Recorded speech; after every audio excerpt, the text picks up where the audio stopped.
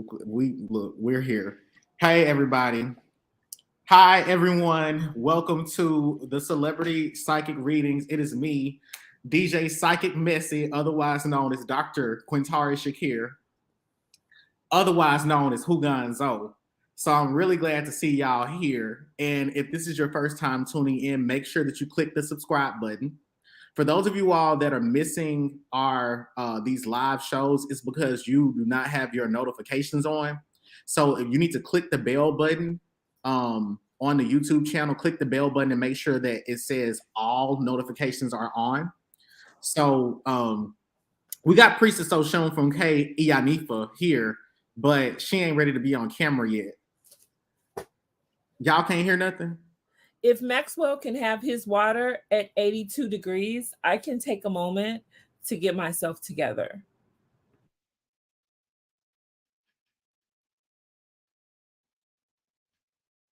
Whatever. Hey, y'all, please make sure that y'all share this video, like this video. We're going to be on here for a good minute. Well, I'm going to be on here for a good minute. Priest Osun Funke is making a guest appearance tonight to help me out with the readings, okay? If y'all can't hear, it's something wrong with y'all's motherfucking cameras. So hit the skull emoji and the sunflower emojis for us, guys. And again, if this is your first time tuning in, please click that subscribe button. Hit the bell button. Okay. Anyway, I was waiting on Osun to begin to get on camera because she was supposed to go first, but I'm here. Y'all see her? Live and in living color. You look good. Thank you. Hey, everybody, we're here.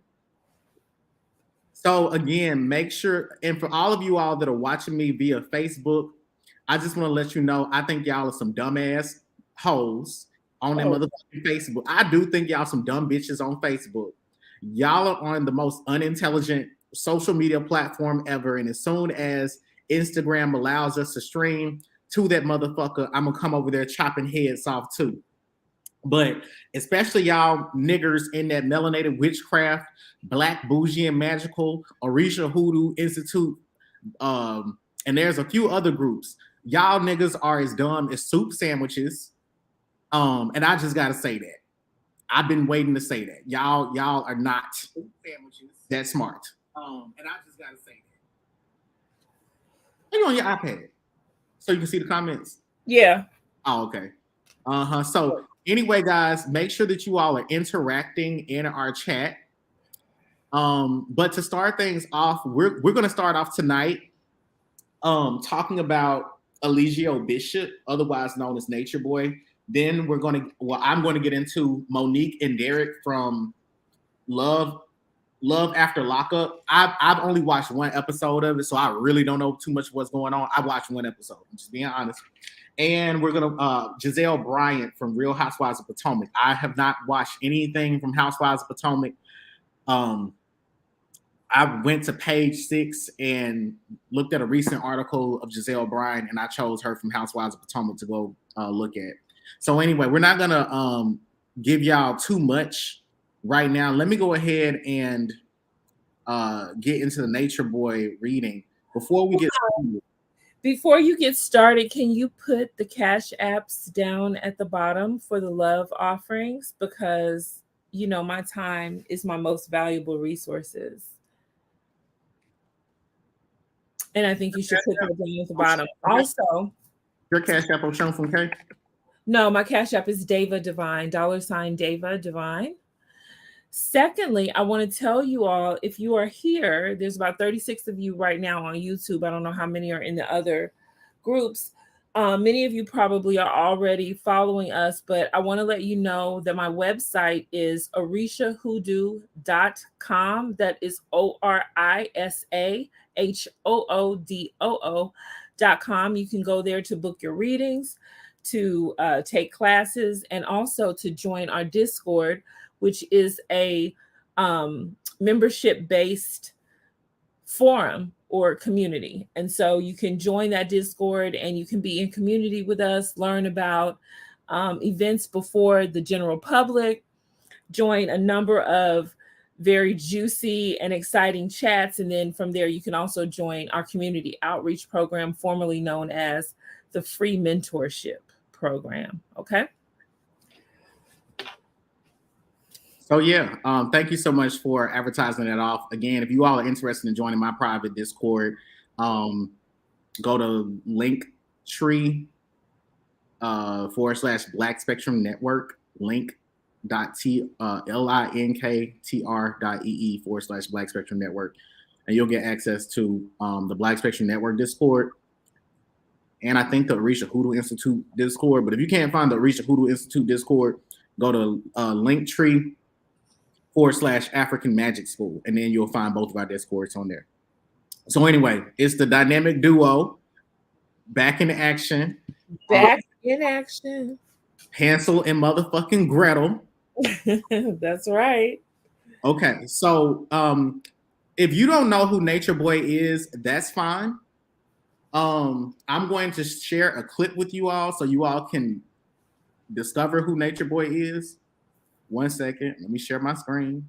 If y'all don't know who Nature Boy is, consider yourself just lucky at this point, okay? Y'all see him? Y'all see this? Y'all see that body yaddy yaddy yaddy yaddy yaddy yaddy yaddy? I'm just playing. Look.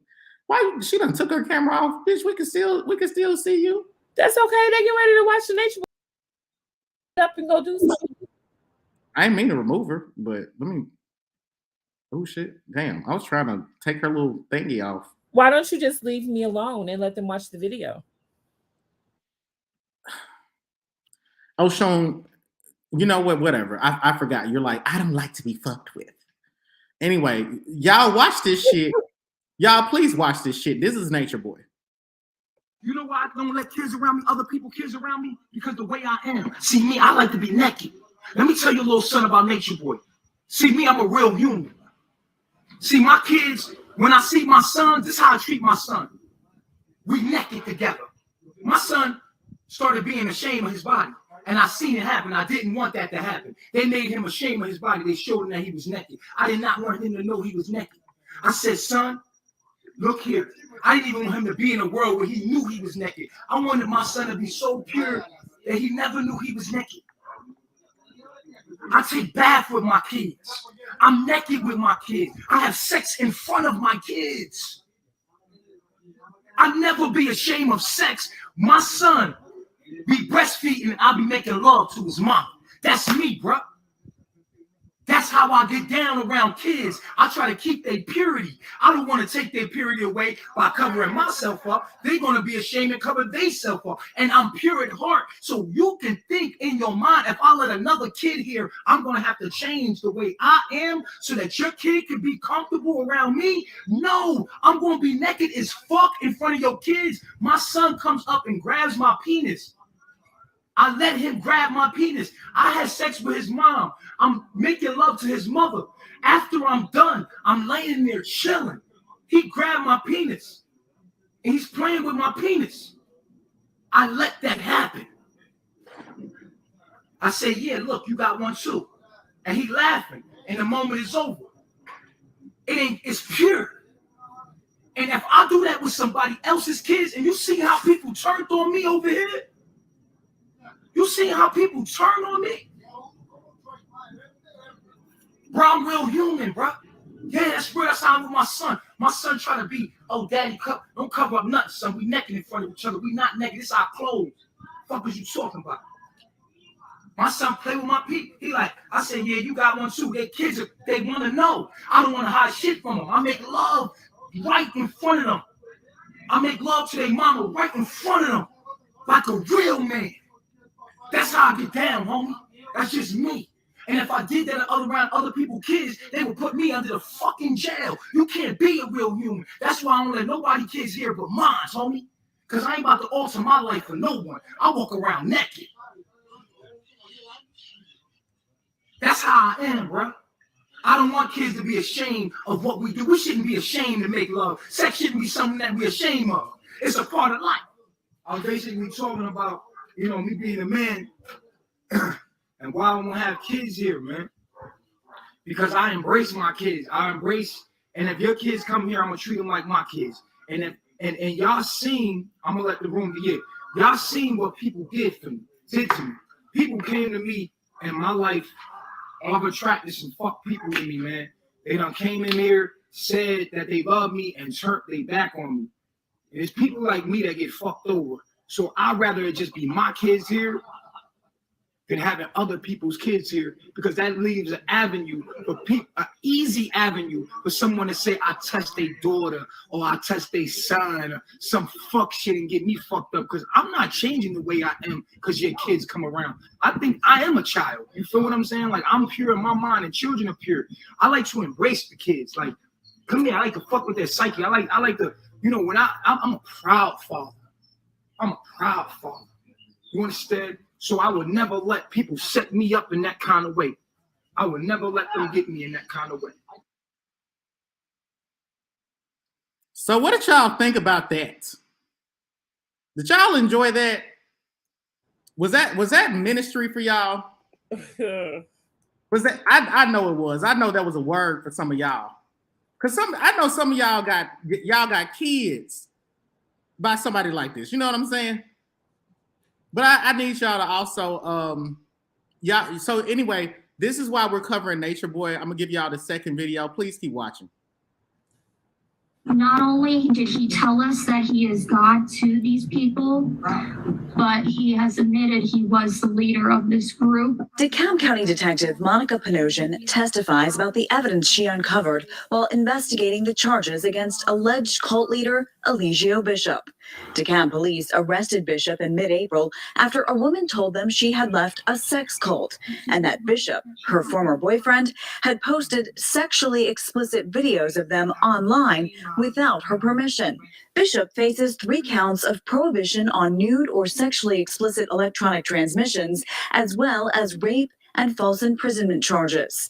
The alleged victim told police she tried to leave this house on Arbor Chase March 24th when Bishop told her he wanted to say goodbye. He kept holding on to her and stated he did not want her to leave and to bring her stuff back inside. She stated she continued to tell him she wanted to leave, and he became irate and began to tell her that she was his property. Police say the alleged victim told them she began crying, and Bishop started to try to have sex with her, despite her repeatedly saying no. Investigators say she eventually relented because she did not think he would let her leave. Bishop's defense attorney said the rape allegation is a he said, she said situation and pushed for the judge to drop all the charges. There's not enough evidence presented in either or nor cases that we have presented today, and that all cases should be dismissed. But DeKalb County Magistrate Judge Phyllis Williams sided with the prosecution and bound the case over to Superior Court. He didn't see it as a rape, she does. That's a jury question, and it has to go in front of the jury. There's no word just yet on when Bishop's case will be heard in Superior Court. At the live desk, Claire Sims, Fox 5 News. We got one last video to play.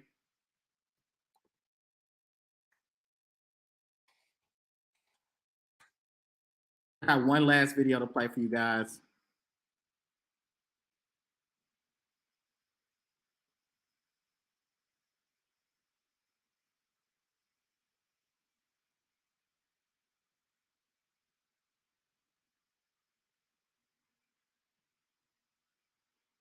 What in the fuck is a carbonation? Who want to answer? Before there was a white man here, we existed. People calling y'all a cult. They're calling y'all brainwashed. They're calling y'all weak. They're calling you crazy, delusional. You're being held against your will. You're not eating. You're malnourished. Rumors of HIV and STDs. What in the fuck is a carbonation? Caesar has returned. Women are electrons, we're movement. We're going to move through what his mind tells us to do. We're going to do that, and we're going to collectively know, like, okay, check. You can become the master of your reality. And how do you get people to follow you immediately? Master teacher. Never heard a black guy refer to himself as master teacher. And I'm thinking to myself, what warrants you to carry that title? He was ordering you to slap the girls. Bitch gonna take your place. You looking weak. I went up against Oya. I'm Osun. I went up against Oya and I fought and I won that battle. So you would date a transgender? Yeah. As long as they look like the female, not the man, not the cheap ones. You know the cheap ones. You know the cheap ones. What's shaking up in you?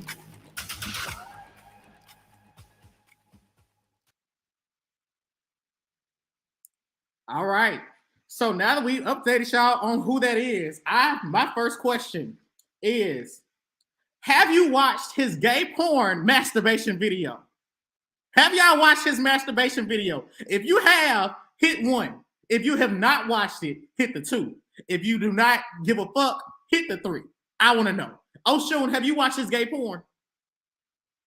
So I haven't seen the gay porn masturbation video, but I'm actually looking for that video that I sent you of him acting gay on TV, on YouTube. And I was like, what is happening here? I'm trying to find that link. Let me see if I can find it, Osun. Because it was so bizarre and ridiculous.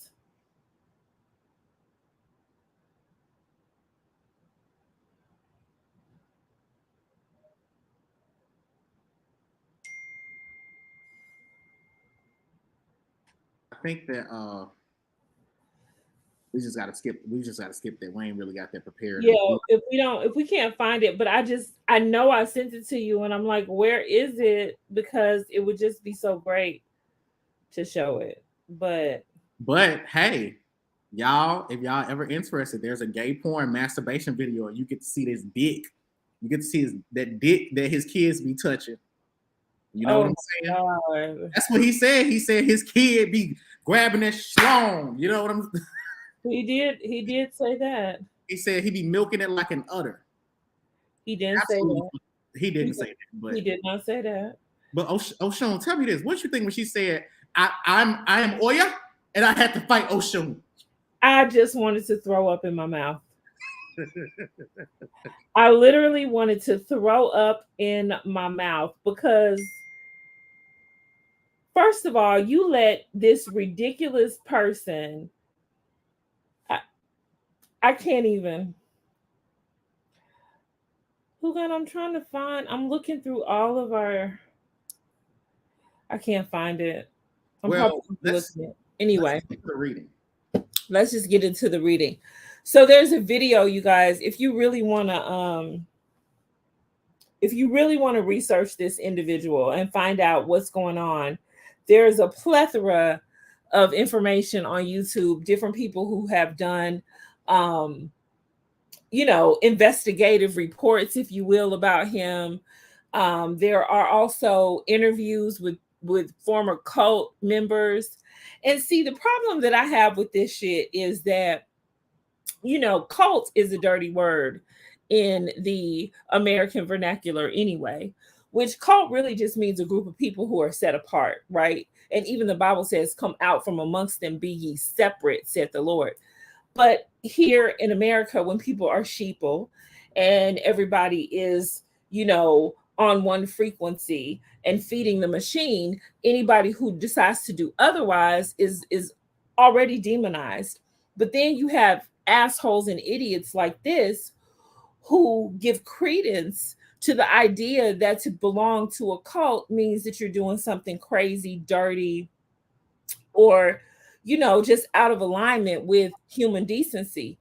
And that's problematic for me because there's nothing wrong with being part of a cult. In fact, in the practice of Ifa, when you belong to a particular Orisha group, right? When you are initiated into a particular Orisha, that is called a cult, the cult of Osun, the cult of Ogun, because you are set apart, you are separate, you have come out from amongst them. So this kind of thing does a lot of damage to those of us who are trying to live in alignment with our destiny and ancestral traditions. And it's particularly disgusting because this person lacks character, clearly, is an abuser and possibly a child abuser at that, which is even worse. So I'm ready to get into the reading if you are, Houngan. I can't find the video. So we can just go ahead and start. What's my first question? You should do, well, currently, as of right now, sorry, I got to be on camera. As of right now, Nature Boy is locked up in prison. So, yeah. Well, he's in jail, not prison. He's in DeKalb County Jail. Well, yeah, he's in DeKalb County Jail. But what's most important is that he's not facing a life sentence. So I think it's appropriate to ask this question. When he's released from jail, can he reunite Carbon Nation? Can he reunite or recreate Carbon Nation? Because they've just, a lot of them have disbanded. There's only like 2 or 3 members left. Okay. I'm going to do that as question number 2. I want to ask what the ancestors think about this foolishness and fuckery. Can I do that? Okay. Okay. So I just want to know, huh? You go out off script. I sent you the questions. Well, I didn't even look at them because I pretty much do what you want to do. Exactly. That's the only thing I do is what I want to do. If I don't want to do it, I ain't doing it. So I want to ask, what do the ancestors think about this foolishness and fuckery that is Nature Boy? Okay. So I'm doing a bone reading, you guys. If you've had readings for me before, then you know what this is all about. If you don't, I'll try to tilt the board so you can, tilt the screen so you can see my board. But Eligio Bishop, what do the ancestors think about what's going on with him?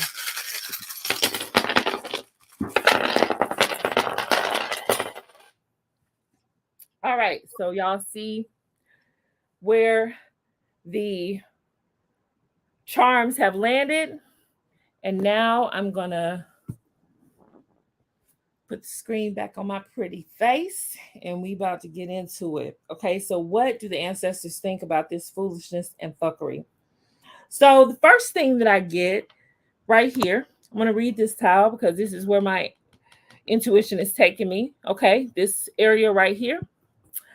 So the first thing I see here is the battery, and this is over the bullseye, right?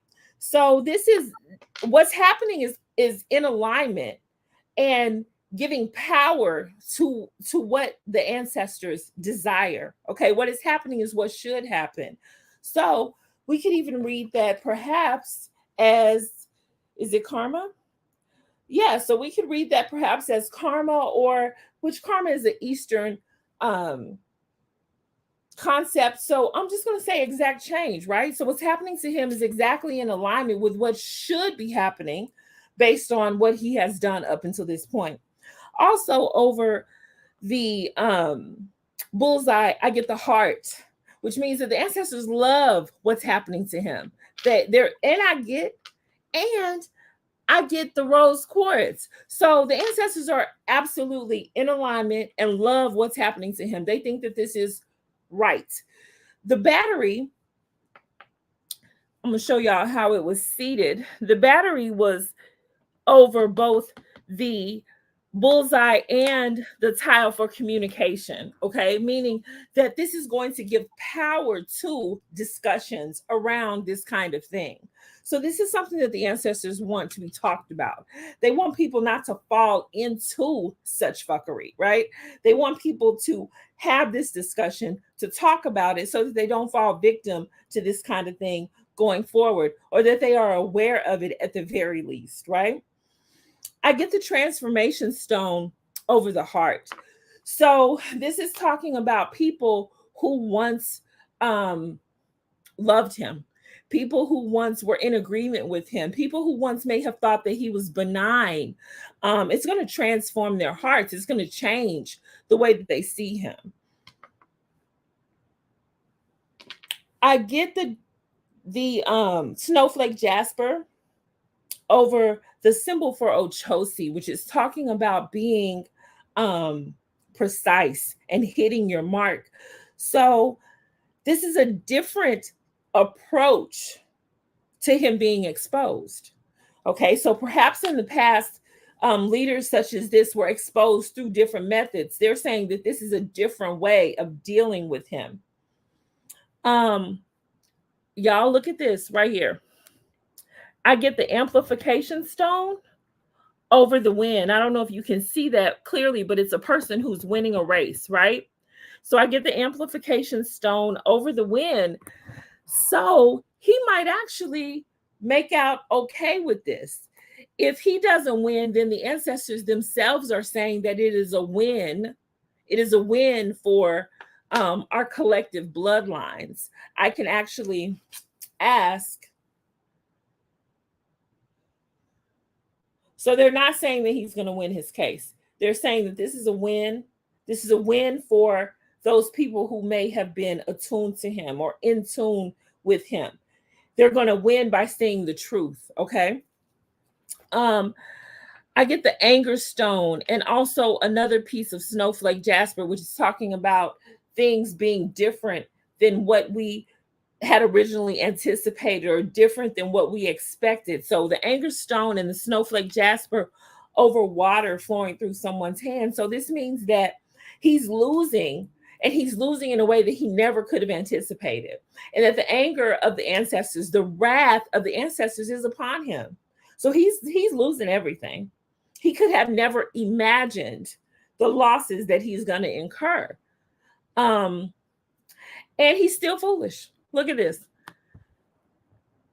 I get the survival stone, Jasper, over the clown. So he's still foolish. So this nigga's in jail, still preaching that he's God, still thinking that what he's teaching and saying is correct. The foolishness survives. Okay.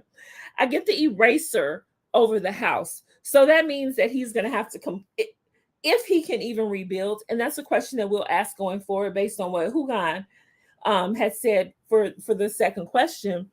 But I get the eraser over the house. So it's finished for him. What he had, the carbonation that he once knew, the followers that he had, the influence that he had, that's over with. That house is erased. It's blown down, torn up. It's finished. He's done. I get the transformation stone over questions. So they're saying that we need to actually ask different questions. So perhaps what we're asking are those obvious questions, and we need to look a little bit deeper. I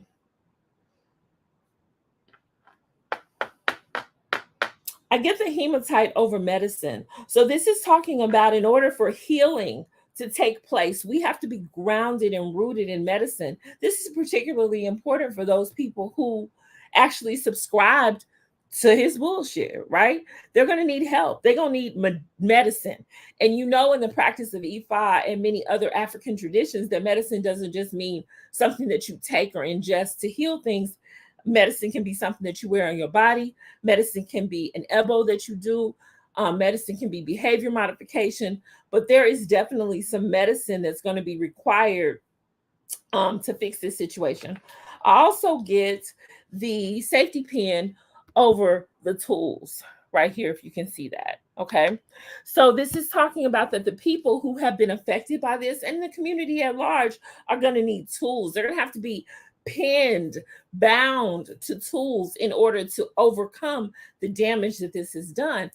And you guys only saw clips, but there was a whole movement of people that followed this man from the United States to Costa Rica, to Hawaii and beyond. Okay, so these people are going to need some serious healing, as indicated by the safety pin. They're going to need to be bound to tools of healing. I get the anger over the person who is sick and laying in bed, if you can see this right here. So this is talking about Nature Boy and him just really being at his wit's end. He can't believe that this is happening to him. Here he is calling himself God and having these people worship him and believe that he is some type of deity, but yet here he is in prison eating bologna sandwiches and sleeping with a nigga that he don't know every night in a 6-foot cell. which he might not even mind that part, honestly. But he really is confused.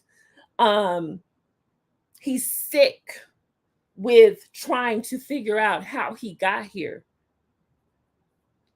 He's having a crisis, a crisis of understanding. I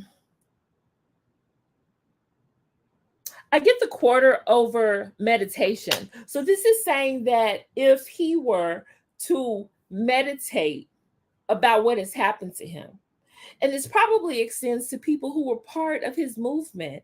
If they were to meditate about it, it would pay off for them greatly, right? The quarter is the greatest denomination that I have in my kids. So meditation would pay off greatly. He would see where he went wrong. They would see where they went wrong. Everybody would understand that it was a bunch of foolishness and fuckery, and they would be able to do better. I get the feather, and I want y'all to see this. I get the feather right here over, you see a person on a treadmill, right? So this is talking about lightweight work, okay? So he's been doing some lightweight work. So he probably, no doubt, right, has had exposure to ATRs. He's had exposure to metaphysical thought. And he has probably been doing some work to try to assist his situation. Those who are part of his organization who are concerned with him have probably also been doing spiritual work. But it's very lightweight. It's light as a feather, as indicated by my beautiful charm here. It's not having much effect, but the work is being done. They really are trying to assist him, but to no avail. And just to piggyback on that, I get the wishbone here over the craft. This is a witch, and that's the craft. And that wishbone is saying that they're using witchcraft kind of as a last resort. They're just grappling, trying whatever they can do to work on his behalf. They wish that the craft could help him, but the ancestors have already spoken. And I know that the ancestors have spoken because right here, this is my symbol for Oshumare, the messenger from heaven, and Orisha. I get the lock, and I get the cloudy, I get the cloudy quartz, okay? So what that's talking about is the message from heaven is clear. He's locked into that message. They're not going to be able to do any amount of witchcraft. They're not going to be able to do any amount of lightweight workings to change his fate. They don't see it happening, okay? That's what this cloudy quartz is talking about. The deity don't see it happening. They don't see it changing for his behalf. I get the 4 here over the person whose head is buried in the sand. I don't know if you guys can see that. So the die was on 4. And so this is talking about they are stably rooted in a place where they cannot see, where their heads are buried. So this means that the 2 or 3 followers that he has remaining, and he himself can't see the truth. They don't realize that like it's done for him.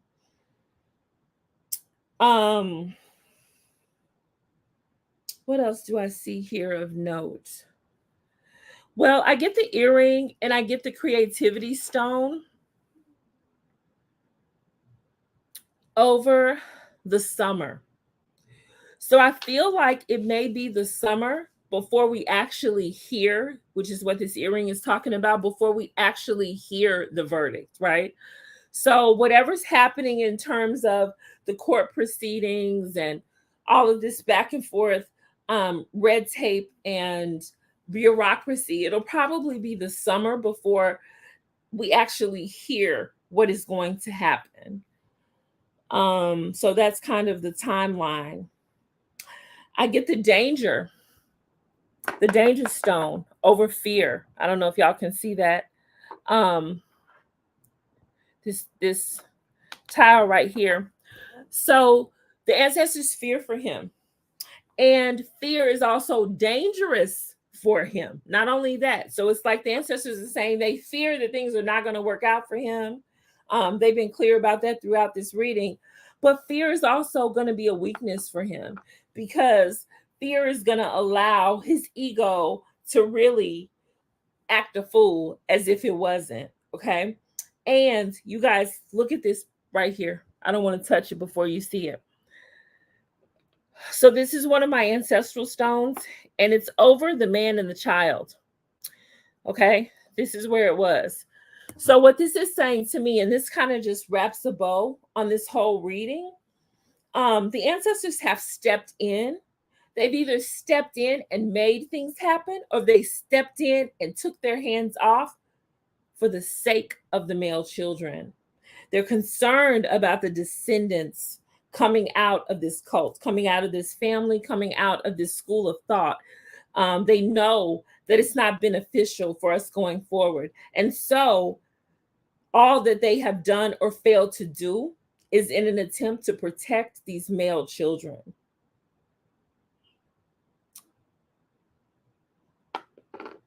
Last thing, I get the open bottle cap over my tile for Osun. So what this is saying to me is that at some point, had he connected with Osun energy, at some point, had Osun been consulted, things might have gone a different way. But that relationship, the cap is off of it. It didn't happen, right? So he was not guided. There's very little, actually, there's no other Orisha input on this situation. I mean, we have Oshimari, the messenger, and then we have Osun saying that he didn't do what he needed to do. What needed to be done was not done to ensure success or to ensure her involvement and protection. And we know that one of the main things that Osun does is purification, correction, okay? And so because she wasn't consulted, he went completely the wrong way. And so here we are. So that is what the ancestors think about this particular situation. You're muted, Houngan. I'm not on mute. Bitch, you talk loud. Anyway, thank you so much, Priest of Social. I'm going to do 2 readings back to back, and then I'm going to let you finish out because I got 2 people to do after this. And we're running on the 1 hour mark. So, and I don't want to be on here longer than 2 hours. But if I got a little longer, that's fine. But the prosecuting, I think the prosecuting attorney, her name is Tabitha Pasmino. She works at Fulton County, not Fulton County. She works in DeKalb County. And sorry, I got to get myself together. So Eligio Bishop had a bond hearing yesterday. And the bond hearing got canceled simply because of the weather warnings, the tornado warnings that were happening throughout the metro Atlanta area. So we didn't get to see if he was going to get bond or not. So I'm going to be answering 2 questions. Okay. So the first question I'm going to be answering is, will he get bond? And then the second question I'm going to ask is about Solar. So those of you all that follow Nature Boy or his camp, you all know who Solar is. If you don't know who Solar is, this is a light-skinned person who has a very androgynous look. He's a boy, cisgender boy.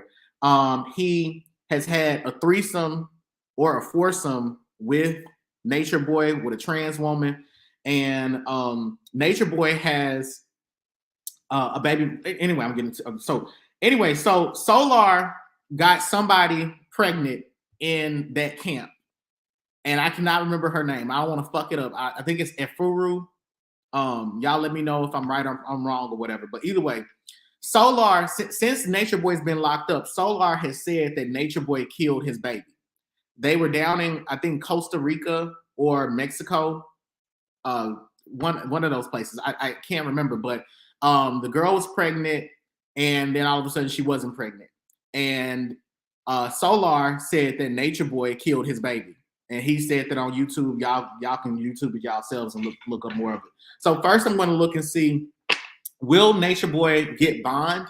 And then I'm going to look and see why is it that Solar is claiming that Eligio, otherwise known as Nature Boy, killed his baby. So first we're going to see, is Nature Boy going to get bond? He's been denied bond before, but recently he's been able to secure legal representation. His first attorney was a personal injury attorney, and his personal injury attorney was not very successful at getting him bond. And so let's see, will Nature Boy be able to receive bond? Hit the skull emoji if you're enjoying this reading, everyone. Will Nature Boy? And while we're at it, I want y'all to answer this question for me. Would you allow Nature Boy to read your natal chart?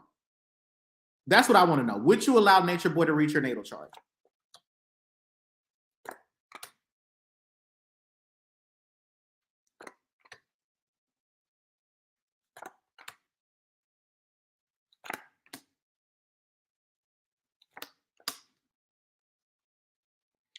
Okay, so the reading is saying he's not going to get, Nature Boy is not going to get bond. I assume that they probably pushed his bond hearing to next week. I'm not sure, but Nature Boy is not going to get bond. So the point that I want to make is that this is Tabitha Pasmino. This is the attorney. They're saying that she's prepared she's perfectly laid out her case for why he should not get bond. The arguments that she's making, the way that she's constructed those arguments are airtight, and the judge is going to be more persuaded by her than the attorney that he has.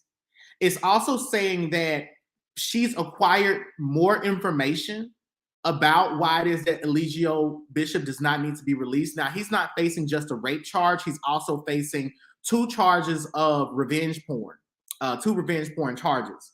So it's actually, it's best for Nature Boy not to try to get bond, because they're saying that the prosecuting attorney will get even more agitated and look for more. There are other things that he could potentially be charged with, but she's not trying to add on to those list of charges, because it's just going to look, it's going to look funny. But they're saying that she knows a lot more than what's being given or provided to the defense in the discovery. They're also saying that because she's a very quick thinker, so what we're going to see is that when she's offered the opportunity to rebut against why it is that Nature Boy should be released, she's going to use her quick wit to further persuade the judge to keep him in prison. The next thing that I have here is the Queen of Spades, which is she's going to talk about how it is that he has demonstrated a lack of self-control, and that she thinks that he needs to stay in prison because he has the potential to try to continue intimidating the witnesses. I'm also seeing here from this card where it's talking about reproducing ethics and actions. This card is specifically saying that he's going to continue doing what he's always done, that there's a pattern of predatory behavior that he is displayed, and he's going to continue to do that. Now, this simply means that, he's a wolf in sheep's clothing. Like, he can take off his costume, but we're still going to see that he's still the same. Like, his shell may change, but he's still riding from the inside. The next card I have is a card for strategy and planning. This is saying that the attorney that he secured has not had enough time to plan or prepare for reasons why it is that he should be released. It's also saying that he's not had enough time to carefully analyze what's left in the discovery. And also the judge is going to be using a lot of his or her intuition to be able to see that the defense does not have a legally justifiable reason to let him out. This would be about, they're going to try to talk about ethics, saying that he's being locked up, he's not unable to see his children, but this is not enough reason. This is not a legally justifiable reason to release him from prison. I then have the card for delays. So this was the card that specifically told me that there's going to be a delay in him being able to receive bond. Now, this is also saying that Tabitha Pasmino is going to be paying extra attention to what he's been doing in prison. I think that she has either she's been keeping track of phone calls that he's been making, or she's been keeping track of the relationships that he's been building in the prison. She has a very watchful eye on him. It's also talking about a group effort amongst those that are left in carbonation to potentially try to intimidate witnesses. So she's worried that even without the influence of Eligio, that the other members are already trying to reach out to the victim of the crime. Now, I then have the card for counseling, which is saying that the defense might try to say that Eligio should be released on house arrest, perhaps, and that he should, try to receive some sort of counseling, or that he needs to further speak to his client, and he will let his client know that there's a lot of danger behind him. There's a lot that there is no danger, and that he needs to. There's no danger with releasing him, and that he can talk to his client, that he can help heal the mind of his client and get him to understand that these allegations against you are very serious. I don't believe that you did it, and there's a misunderstanding, and maybe he can talk to his client and get that misunderstanding cleared up. Another thing is that Eligio's team, they don't have enough money to continue paying this attorney.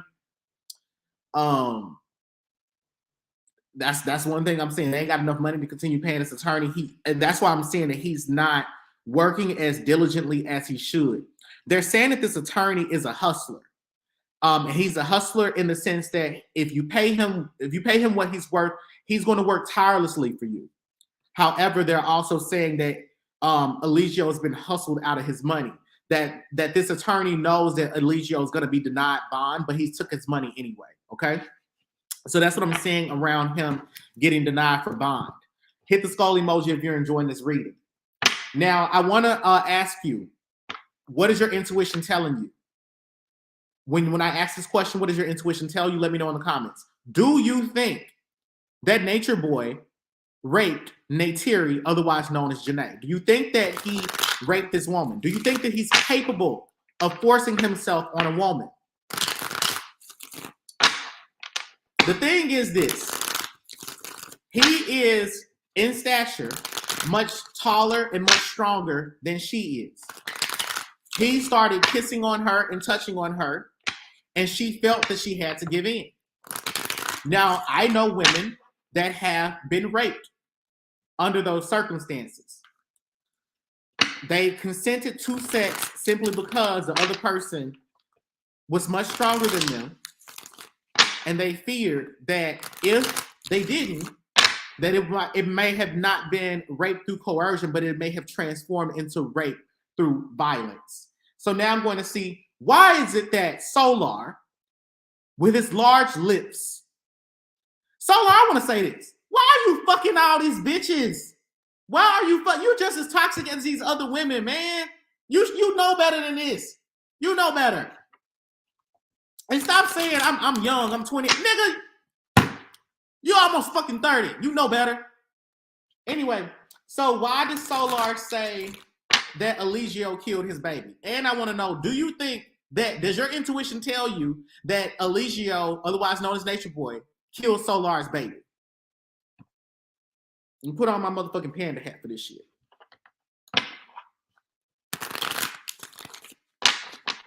Why is he saying that?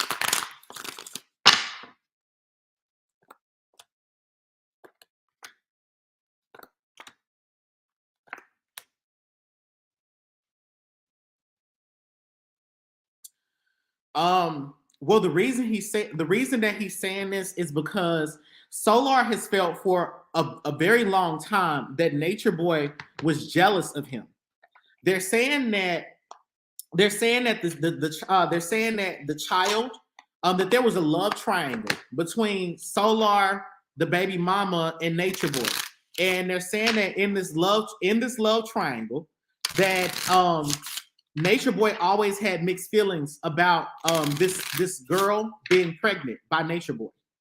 Not only that, they're saying that Nature Boy he had been having sex with this girl as well. And they're saying that Nature Boy was assured that this baby was not his. Okay, I'm going to look into this even further.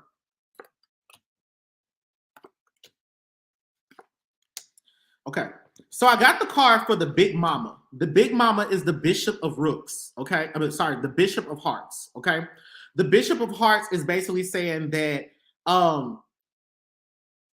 she did not want the baby. That she did not want the baby, and they're saying that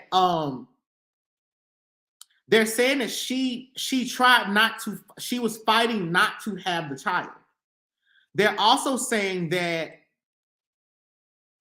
this was an act. I got the 5 of spades, which is clarifying my Big Mama card or whatever, and they're saying that obviously this birth happened overseas, which is what it's trying to say. But they're saying that there was a lot of that there was fighting amongst them, that she was being hit, like she was being beaten, and not only that she was fighting for her life more than she was fighting for the baby.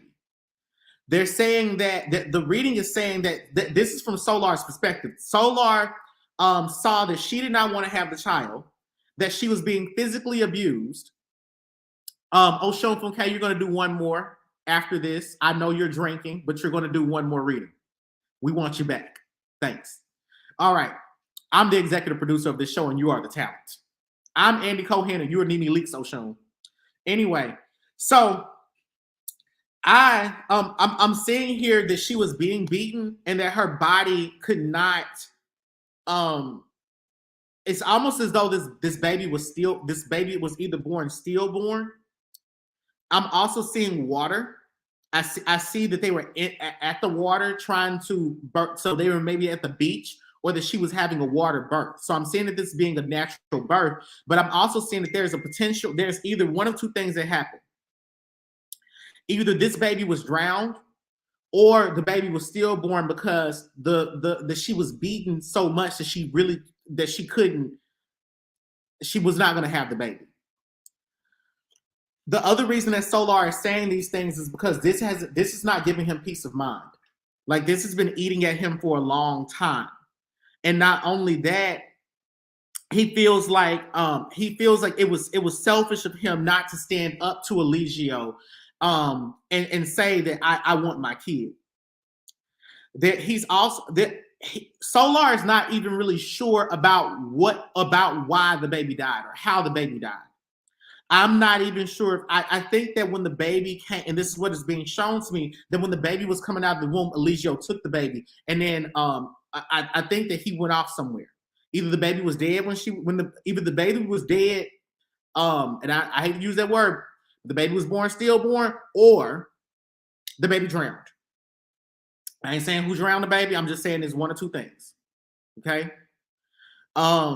The other thing that I'm seeing here is that there's a lack of discernment. So Solar doesn't, that's what I'm saying. Solar doesn't really know. He doesn't really have the answers. That's why he's talking like a gypsy, all in circles and shit, and not giving no real answers.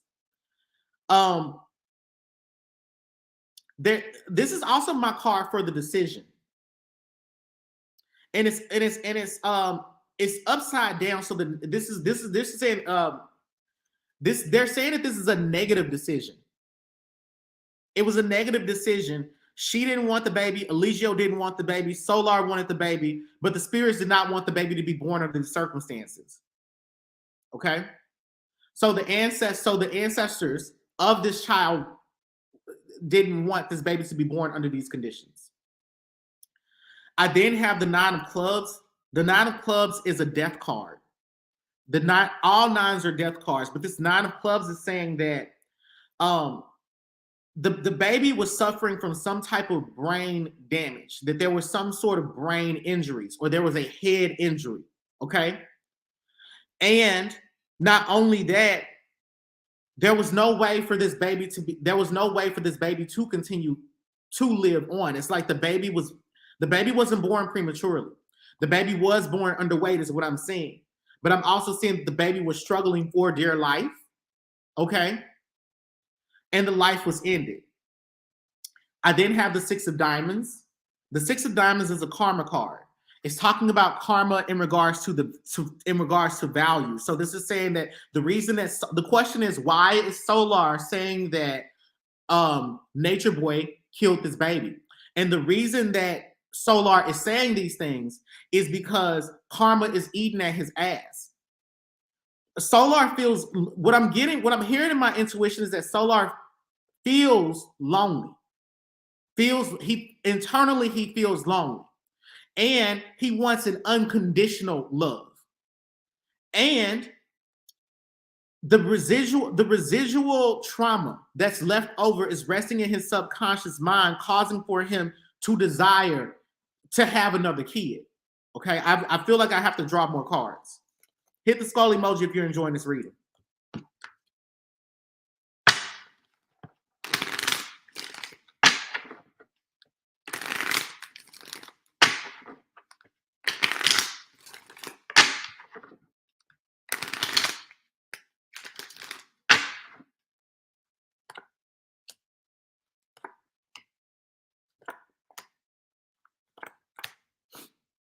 Okay, so I then have my card for the Seven of Diamonds, which is talking about theft. So this is saying that it's talking about the baby as a possession. This baby is spoken about and thought about not as a human being, but as an object, as a possession. Like literally, they're like this thing right here. They're not treating it as though it's a human being, but it's clarifying the card for the inner child. Okay. So this is saying that the child that I don't want to get it wrong. I'm just going to say, I'm not going to say Ifuru. I'll just say, let me call her Vaseline. Okay. Because I don't want to get the name wrong. So Vaseline. This is saying that Vaseline felt like this child that was in her was just some object. It wasn't something that she really, really wanted. Not only that, they're saying that she tried when she birthed the child, just out of her maternal instinct, she wanted to keep it, but Eligio took it. I then have the Four of Diamonds, clarifying the card for the Big Mama. This Four of Diamonds is talking about concentration. It's also talking about fraud. So this is saying that they had to. This is saying that they had to cover this up. That there's a cover up behind this. They're also saying that either some fraudulent documents were filed, or a fraudulent story was told to either local authorities or to people who or to healthcare professionals. Okay. I then have my card for the Bishop of Clubs. Magic was performed. This was considered to be a magical ritual. Eligio, and that's the bishop. He is the bishop, okay? There are two bishops, Vaseline and Eligio. Solar ain't no damn bishop. Not at this point in time. Maybe so right now, Solar, you might feel like you're a king, but I ain't seeing this shit right now. Solar, and his name is actually Bishop Houngan. Let's not forget that. Is that the talent? Is that the help trying to help me with my reading? I'm just playing. Thank you, Osun. Yeah, his name is actually Bishop. Damn, that's right, Eligio Bishop. Okay, but this Four of Clubs is talking about strategy, right? It's talking about planning and analysis. The Four of Clubs is a Virgo card. So there's something that's this is information that's being manipulated. So he's saying that this murder of this baby, okay, I'm just calling it what it is. This murder of this baby is being framed or characterized as a magical ritual. I'm not making this shit up. I'm just saying what I see in the cards. I'm just saying that this is why Solar is saying it's about Eligio. Okay, this is Solar's story. Okay, clarify my 9 of clubs, which is I was talking about the head trauma or the head injuries inflicted upon the baby.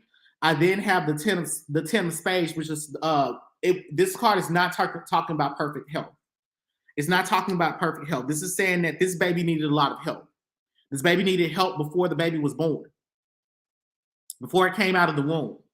And it's also talking about she wasn't receiving any sort of medical attention. She was also, I'm saying that she may have been starved. Okay. So that's what I have for the reading. And I'm going to allow the help to finish things out. If I didn't love your mama, I would say your mama is the help. So anyway, I'm back. I think that was a really great reading, Houngan. And I do you, Osun, because you did such a good job. You did such an amazing job. For real. Well, I really do feel like she was starved. I feel like she was mistreated throughout her pregnancy. And I think that because of what she went through, and this is just my intuition speaking, I think that because of what she went through physically and emotionally, there was no possible way for that baby to be healthy. It's just a very terrible situation. What's my question? Oh, real quick, somebody asked me the deck I'm using, where can they purchase it? I mean, I can make this deck. If y'all want me to make this deck into like a this is literally I worked on this deck for like a year. Like in the sense that it took me a year to come up with these card names and I just wrote on them or whatever. But I can make it, I can mass produce it. But the question that you're going to be answering, Osun, is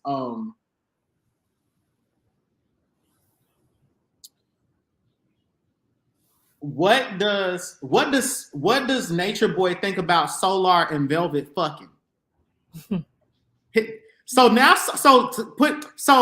Nature Boy has a baby mama named Velvet. Okay, Solar, who I was just doing the reading on, is now fucking and in a relationship with Velvet. Right. So Velvet is the baby mama and Solar is like the lieutenant. Okay. If you don't know how the organization is set up.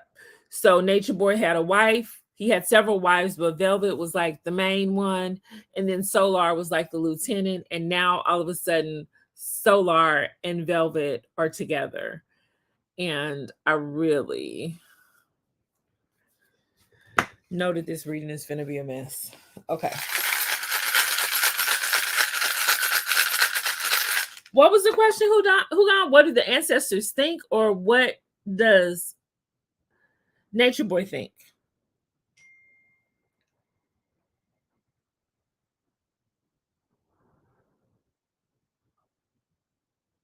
Hounganzo. Okay, let's just ask what. No, I don't know if you heard me. I was like, yeah, fuck what Nature Boy think. What do the ancestors think? Okay, so what do the ancestors think about Velvet and Solar now being together?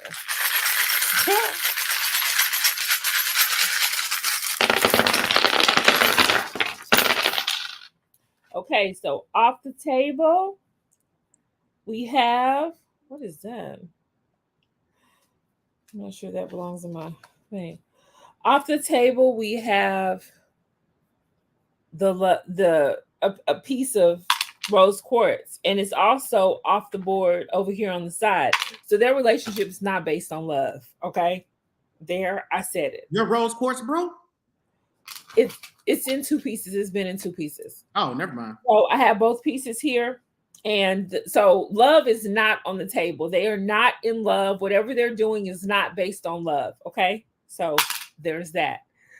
Now, at this time, look at this, you guys. At this time, make sure y'all can see this.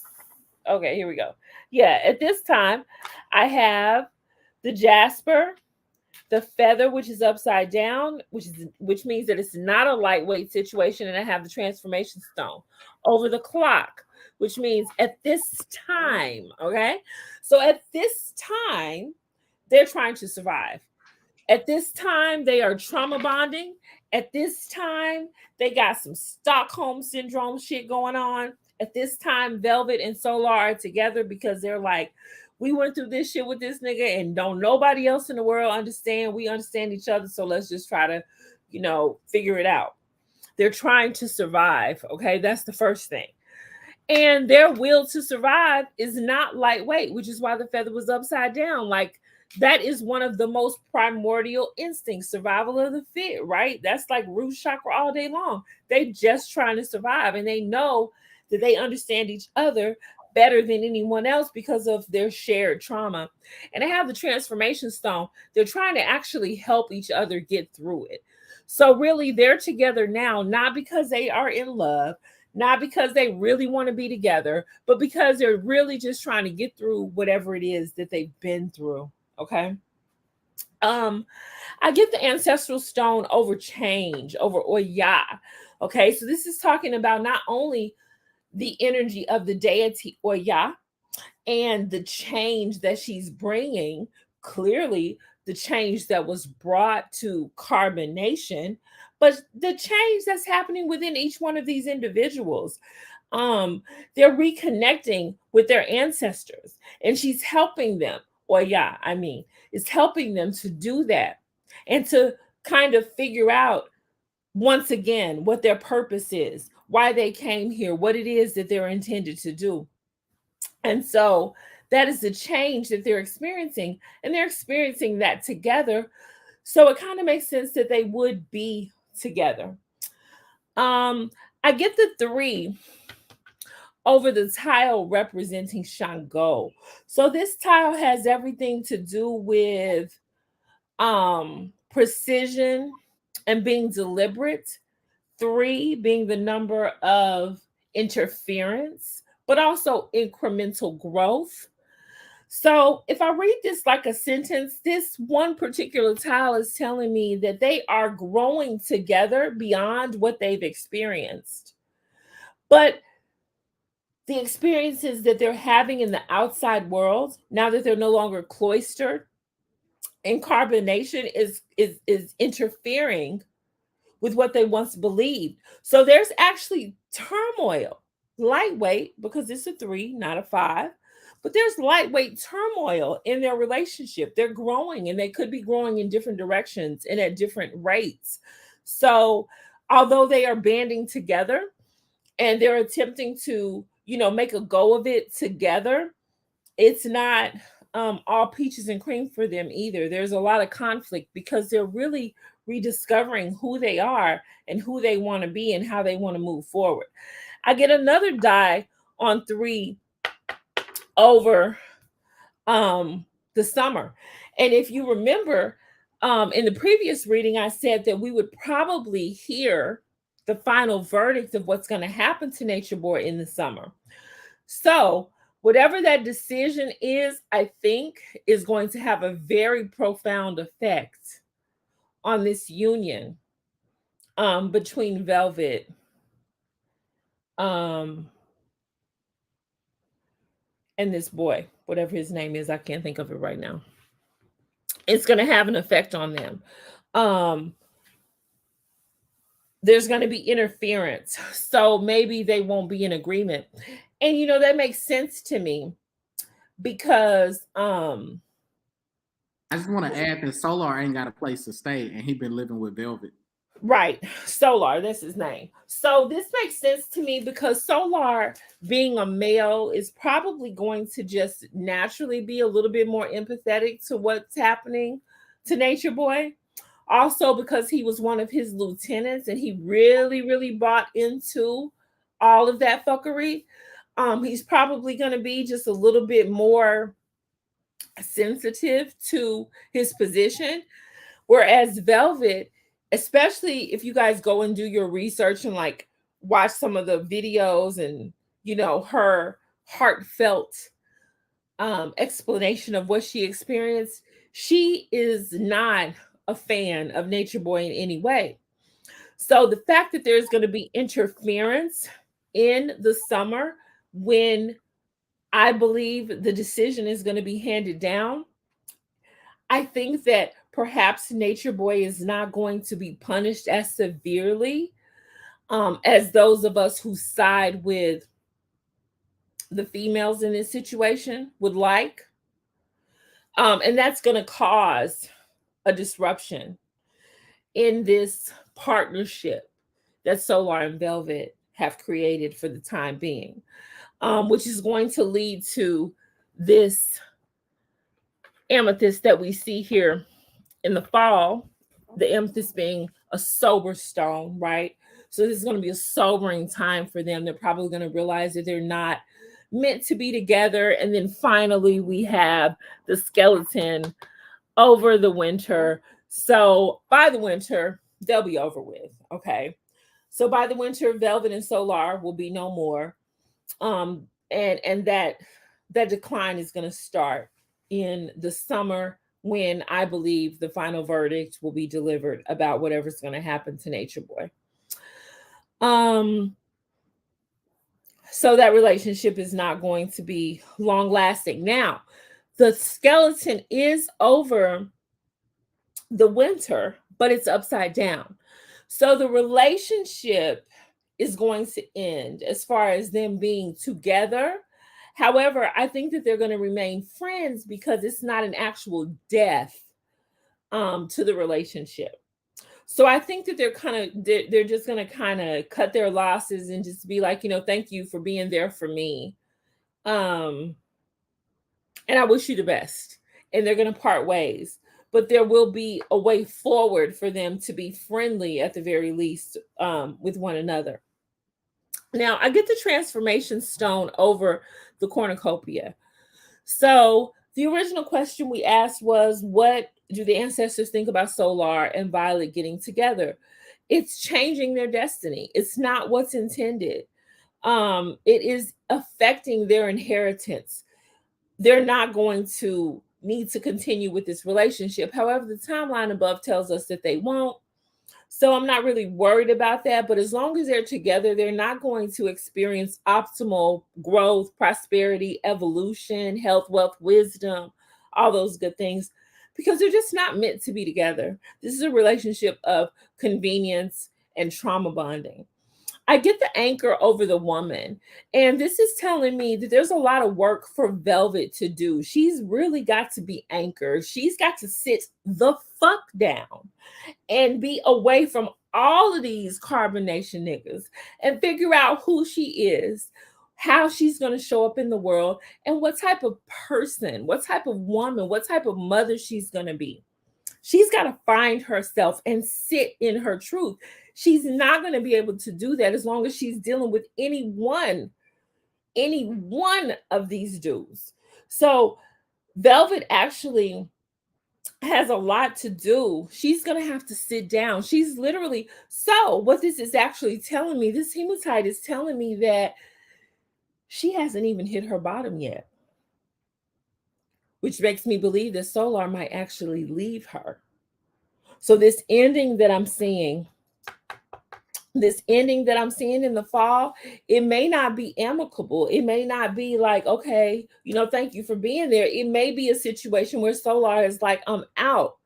You know what I mean? Especially since we have the 3 over the summer, meaning that whatever happens in the summer, which I believe is going to be the verdict, they're not going to agree on it. Solar and Velvet are probably going to be at odds, and it's going to be such that Solar leaves her, which is going to lead Velvet to fall to her knees. Okay. And when she is face down on the floor, ugly face crying at the witching hour, right? Like we've all done, those of us who walk this walk for real.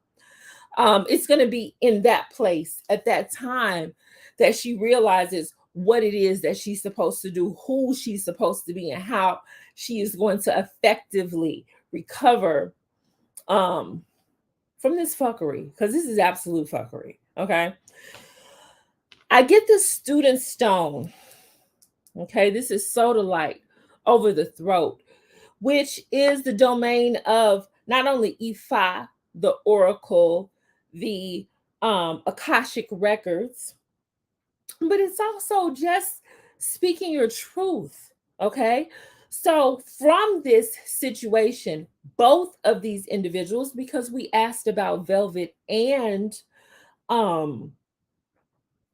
that boy, why can I not think of his name? Solar.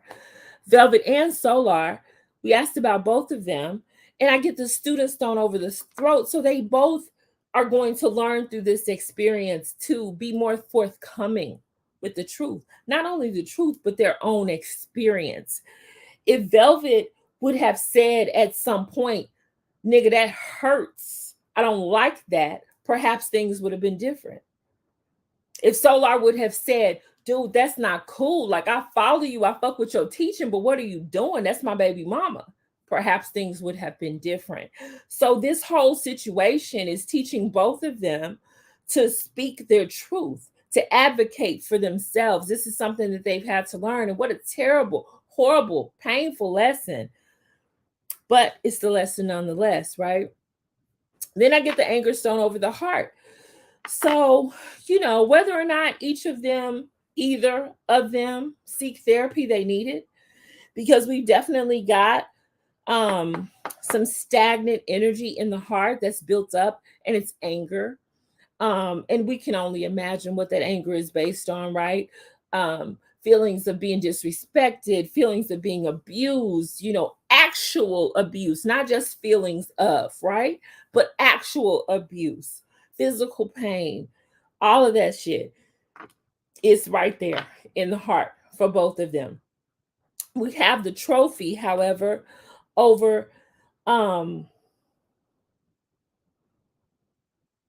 the solar plexus. So they have the opportunity to kind of cleanse and remove this for it to be purified, possibly using the energy of Osun. However, it's not indicated. Osun is not coming through this reading, but they can be purified. This stagnation in the heart can be washed away, but it's going to take effort on their part to do that. And if they do that, it can be overcome, which is what the trophy is talking about. I have the Jasper, the snowflake Jasper, over disappointment. So both of them, they're brokenhearted. Again, trauma bonding, which I said, at the very first of this reading. They really are fucked up, y'all. They are so hurt. They are so disappointed. They are so confused. They do not understand what happened. Like, one minute they were wearing beautiful African dresses and living on the beach in Costa Rica eating mangoes, and the next minute bitches is getting raped, babies is getting killed, and this nigga's in jail. They are like, how did we get here? They're so disappointed. And really, they're just gonna have to unpack. They're gonna have to unpack what they went through and what happened. For sure, because I get the fool's gold over betrayal. So things are not as they seem for these two. We probably have a clearer understanding of what they've gone through than they have. They are still looking at the shiny things. They still have reverence for this man, y'all. They do. They still have reverence for him. They still think that there's value in his teachings. They still, both of them, as angry and displaced as they are, they still feel like he may be being done wrong. They're going to have to unpack this. They're going to have to really experience that. And it's going to cost them, because I get the money stone over poverty. They haven't lost everything. I think I mentioned that earlier with Velvet. Like, as low as she is, she hasn't hit the bottom. Both of them are going to have to lose everything before they realize what their own spiritual doctrine is, before they realize what it is that they believe, before they can actually ascertain what they have compromised and what they gave up to be a part of this cult. And both of them have to see him clearly, which they do not. They do not see him clearly yet. So there's still some shit that they got to go through. I get the quarter over interruption of destiny. So again, the quarter being the highest denomination in my kit this interruption of destiny is going to cost them, basically. Like, this is going to be very costly to them. But I've already said that because both of them are going to have to land face down on the floor before they can get up and rebuild. So they're not there yet. Okay, so we have not heard the last of them, and they have not reached the point that they need to be at before they can start to rebuild from a place that's going to be powerful and healed and perfected. They're still kind of under his spell, which is what this fool's gold is all about. Now, the fool's gold is over betrayal, so they do realize that they were done wrong, but they don't see the extent of it. They have no idea exactly how wrong they were done. They really are going to have to see this situation and this nigga for exactly who he is and what they've been through. They're still making excuses for him, and they still don't think it's as bad as it looks. Both of them are sick about it. And when I say sick, I'm really talking about an emotional type of illness, because I get the safety pin over the person in bed. So, they're sick, they're upset, they're depressed, if you will. They're emotionally affected by it. Duh. But they haven't hit the bottom yet. I get the cloudy quartz over the craft. Second time I've seen that here. They are trying to do work. Probably, I feel just intuitively that it would be Violet who's trying to do more work, probably than Solar. But the ancestors don't see it. The cloudy quartz, it ain't gonna work. It's not gonna do what she wants it to do. However, I do get the amplification stone over the Egungun. So if they or she or him, whichever one of them, or them collectively, since they trying to be together, were to go to the ancestors, they would see more clearly. It may not change the things that they see, right? But they would see more clearly the way to go, the way to move forward. But because I get the amplification stone over the Egungun, then I know that they're not doing that. They're not consulting the Egungun. They're doing some type of craft. And actually, I don't see, the only Orisha that I see indicated here, well, I'll get into that in just a second, but they're really not working with Orisha. So that is a little bit troubling, because who are they working with? Because clearly they're working, but they're not working with Orisha. I digress. Let me keep it moving. I get the wishbone and the open bottle cap over medicine. So this is telling me that what they wish for, they don't have the medicine for it. Again, they're not working with Orisha. So not only are they not working with Orisha, I take that back, because I had Oya and I had Oya up here, which I spoke about with the ancestral stone, and then Shango with the number 3.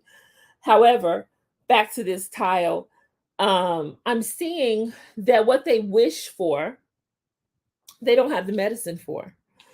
So as much work as they may be trying to do, as much consultation as they may be doing on their own, they don't have the recipe.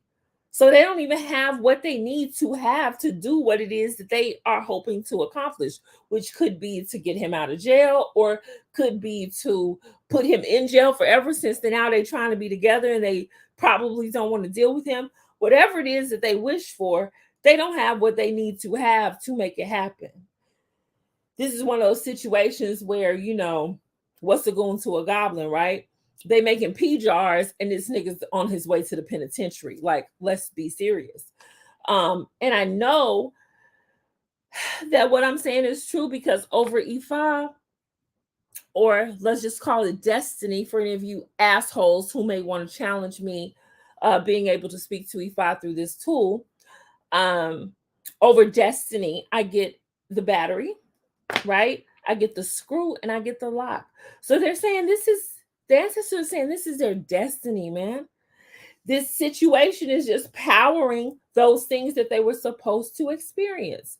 They are screwed, not in a sense of being fucked up, but they are bound to, connected to, in a way that is not easily reversed, to this situation. It's something that they had to experience. And yes, it's karmic because of all the things that they did leading up to this. And then they are locked into it. So they can't run from this moment.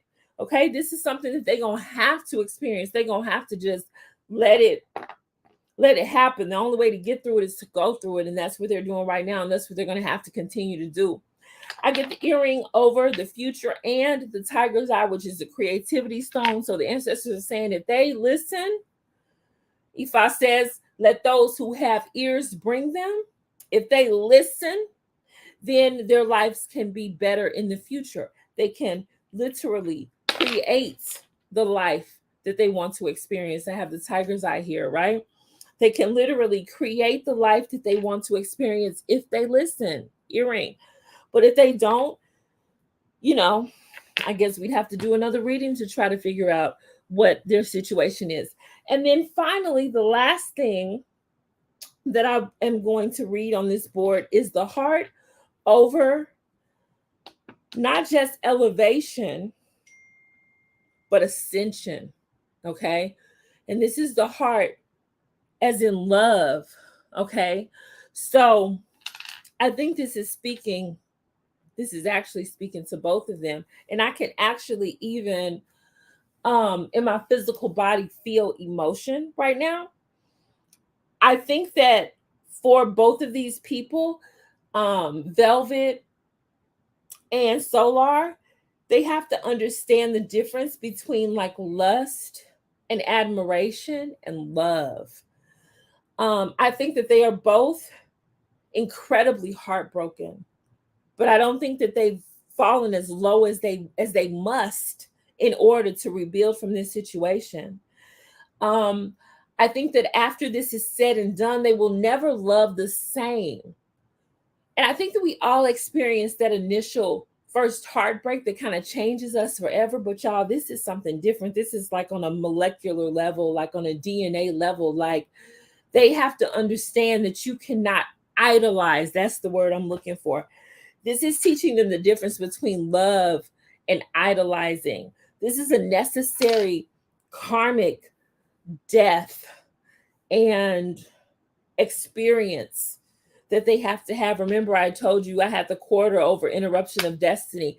This is a karmic death that they have to experience, the idolizing of another individual. And it is only through this experience that they will actually ascend. So the good news is for Velvet and Solar is that if they allow themselves to hit rock bottom, if they allow themselves to fully experience this horrible situation that they've been complicit in, they will emerge from it with a wisdom that will actually catapult them towards ascension if they do the work necessary to make that happen. And that is the reading.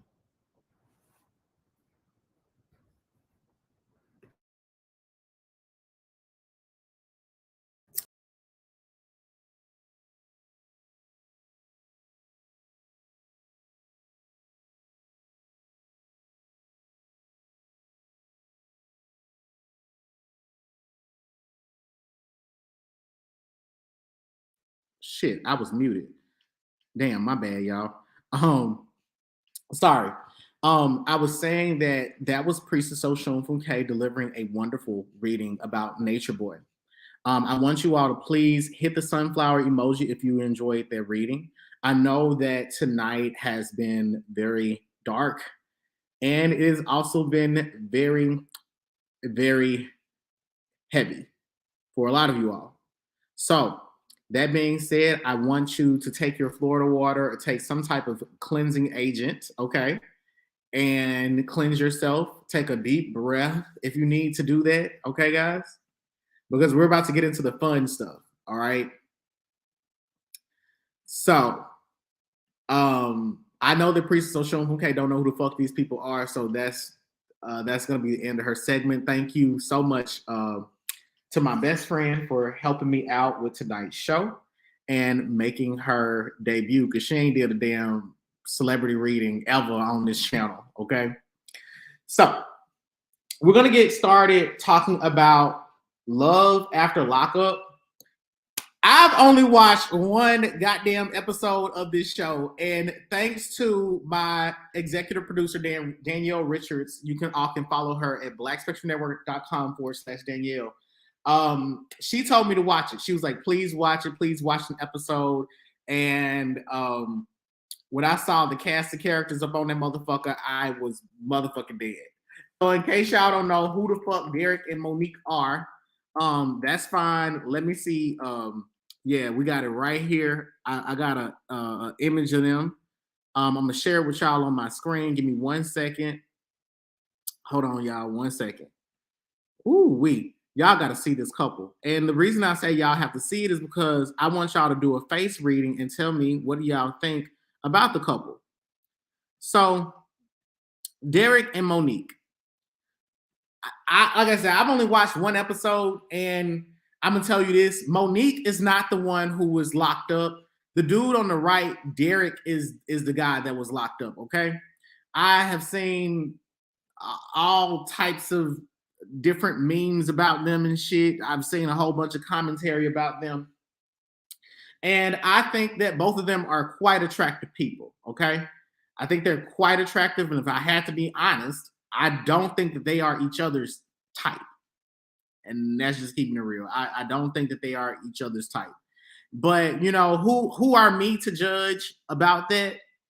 Other than I ain't did a reading yet on the romance about them. But I'm wondering, what the hell y'all think about them as a couple? Do y'all think they make a good couple or do you not? Okay, I just want to know. Y'all let me know. Do y'all think they make a good couple or not? Let's pull up another photo of them. Here's another image that I could find. So if y'all think that they make a good couple, hit the 1. If you don't think that they make a good couple, hit 2. Oh shit! Somebody said that's my friend's sister. She from Chicago. Oh shit! Well, Octavia, can you tell me if you no? Wait. Octavia said no. I do not. I ain't got nothing to say. I ain't did no reading.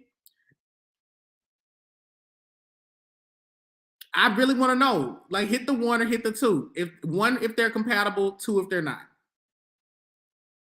There, Brittany Copper. She's asking, who are they? These are 2 cast members on Love After Lockup. And because I'm gonna fuck this name up, let's just call it Lula. Okay, we're gonna call it Lula. And why do you all not think that they are a good couple for each other? That's my other question. Why do you all not think that they're a good couple? So I saw an Instagram comment or something, or like a response online where Monique was saying that she and Derek had been together for 3 years. And she was like, they're happily in a relationship. And that's going to be my first question is like, have they really been together for 3 years and have they been happy with each other? I need to know that. So I'm going to conduct a reading to see, how much of that is true. Hit the skull emoji if you're enjoying tonight's show. And then after this, we're going to do Gizelle Bryant.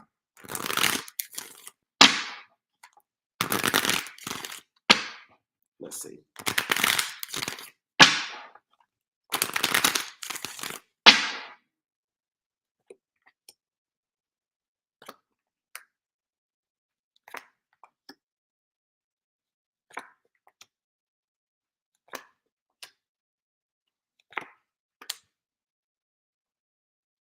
Okay.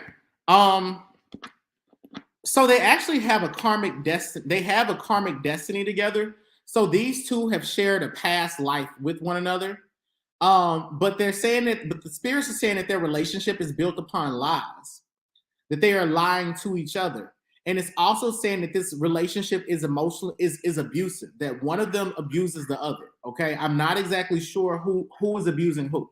From what I saw from one of those episodes, he may be emotionally manipulating her, and she may be financially abusive. Like she might be the sort of person who says, you know, I'll pay for this if you give me love, and if he doesn't act right, he starts, you know, acting up with her. If he doesn't act right, she starts, you know, withdrawing her finances or something like that. You know, that's what I mean. But they're saying the reason I say this is because I have the two of hearts clarifying my cards. I'm gonna actually stop explaining what it is that I'm seeing. I'm just gonna say what I see. So what I'm seeing here from this relationship is that they have a past life connection together, but one person in the relationship feels isolated. The other person feels more connected to people outside of the relationship. So so person A, I'm not sure what I'm talking about. Person A feels extremely connected to their partner, but they don't feel the connect. They don't feel the interest mutual. There's another person who is more connected to other people outside of the relationship.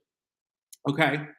And then the spirits go on to say that there's an issue in compatibility. See, the card was upside down. So there's actually negative compatibility between them. They're also not unified. So what we'll see playing out on the show is that there are going to be moments where there's peace between them and they agree to do things together. And when it comes time to actually do those things, they're going to be very combative with one another. They're saying that in terms of why they are together, that there's balance with each other. So one person might be in the relationship because they want to be emotionally fulfilled. The other person might be in it for material or sexual reasons, okay? They then go on to say that there's a performance. Like these people are performing either for the cameras or that they're both performing in the relationship and not being authentic with each other. They're also saying that they're taking advantage of each other in some way. The reading then goes on to say that, let me get some clarification so I can know who is who. Let's see.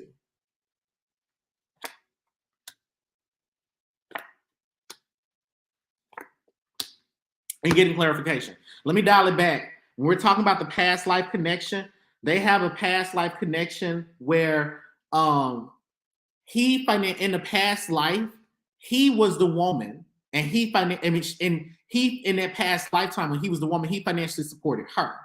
And he was actually dissatisfied with the amount. He was actually dissatisfied because it was like, I'm giving you all this money and you're not, there's no fair exchange between us. Now, in terms of the performance, she's performing for the cameras, but she really wants to be in a relationship with him. They're also saying that she has a tendency to be, she has a vulnerability where she's easily manipulated. She's easily emotionally manipulated. They're also saying that both of them share hedonistic tendencies. So when we think about hedonism, we're thinking about someone that really enjoys eating, sleeping, fucking, buying material things, right? So they're both saying that both of them are hedonistic and both of them are actually quite lazy, okay? They then go on to say that she's attracted to him because she feels that he's poised and graceful. And they're also saying that she's an energy vampire. Okay. So what we're going to see playing out in the rest of the show is that she can be emotionally draining. They then go on to say that she's not satisfied with the sexual relationship that they have. So he likes sex, but she doesn't feel like he's the best lover that she's ever had. They're also going on to say that she feels like he's hypnotized by her. She feels that she has a love spell on him. Okay. I'm also seeing here where she's possessive of him. She's very possessive of him, and he endures it a lot.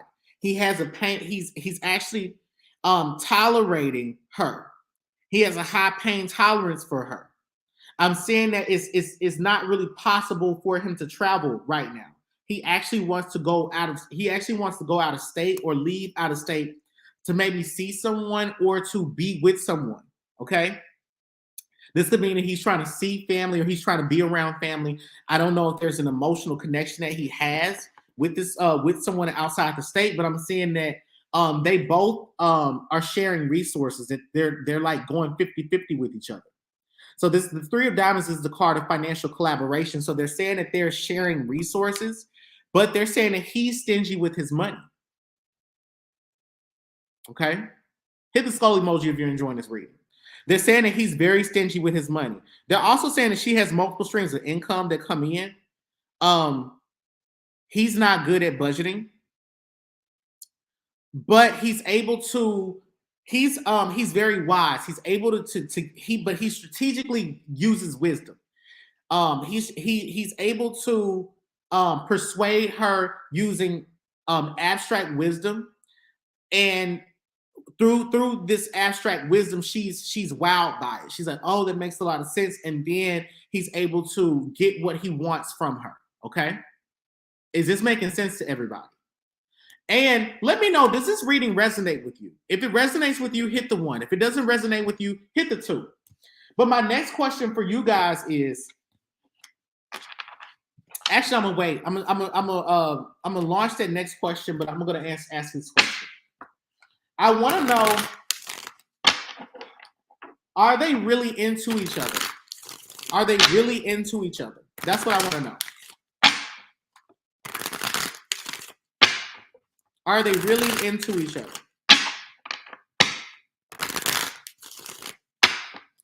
And a lot of you all are saying that this reading is resonating with y'all. Okay, Octavia, you said this reading is not resonating with you. Baton Rouge Goddess, this reading is not resonating with you. Well, shit, Octavia, if it's not resonating, then shit, tell us the tea. Put it in the comments. Shit, I want to know why I'm wrong. I want to know where I'm wrong. Please, please let me know. Anyway, I want to know this. Should they start an OnlyFans account?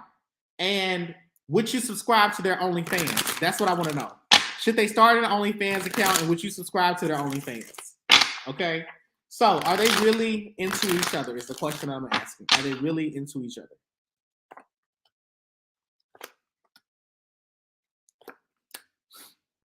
I got a 6 of Diamonds, 4 of Spades, 8 of Hearts. My 6 of Diamonds is the card for financial exchange and seed sowing. So they both, there's a fair exchange between them. It's like, I'm giving you money and you are giving me security. Like, the more money that I give to you, the more secure I feel in this relationship. The longer you stay around, the longer I feel like, you know, the more I feel like this is authentic. So she prioritizes longevity. He prioritizes his own financial security and having his own stability. So I do believe that they have been together for 3 years. I don't think that they are faking when they say that they've been together for 3 years. Okay. So I'm going to draw a couple more cards to see what else I can get. I got a 7 of clubs, 6 of clubs, 6 of diamonds. Clarify my garnishment card. So this is saying that that there are a lot of people, they feel the pressure of people being pessimistic towards their relationship. This is also saying that there's a lot of, he back talks her a lot. Like he wants to get the last word with her. He talks more than she does, and she tends to tune him out. He also, she sometimes gives him money so that he can't shut up. He has a tendency to whine to her. Again, y'all, I've only watched 1 episode of this show, so let me know where I'm wrong. My 4 of Spades card is here, and this is talking about how it is that this is pretty much saying that, like, neither of them are satisfied in the bedroom. Like, they're actually having some pitiful sexual experiences in the bedroom. This is also saying that the sex is not consistent between the two of them, so that neither of them are really meeting each other's needs. And also, sex is painful for her. Meaning, and this is not like his. I don't feel like he's working with a big old dick and it's going in there, boom, punching on walls. But I do feel like the positions that he enjoys having sex with her in, she gets tired. Like she'll either get a Charlie horse or she might start losing, like her legs start falling asleep. You know what I'm saying? But it's a lot of work for them to have sex with each other, for him to bust his nut. I'm also saying that they don't sleep well together after sex. That one of them when he finishes sex, he wants to go to sleep.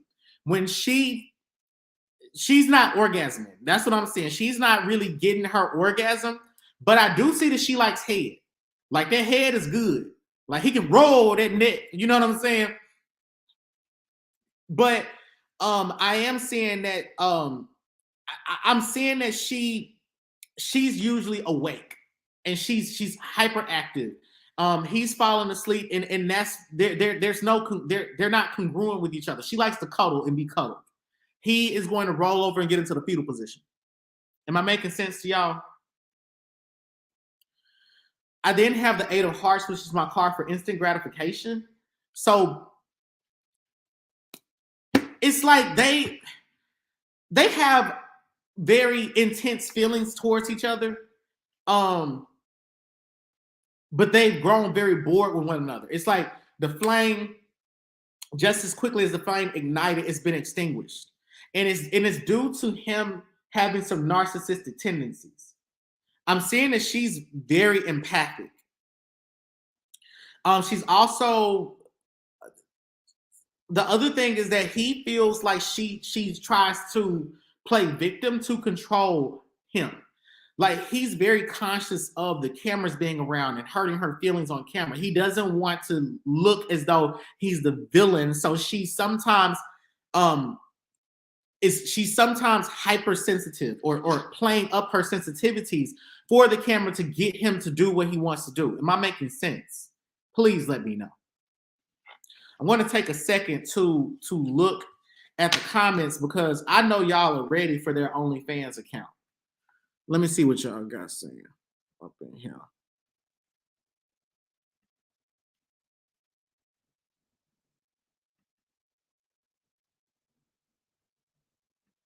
Okay. Oh, it does resonate with you, Octavia. Well, I'm sorry, Octavia, for talking about your friend sister tonight, but thank you for tuning in.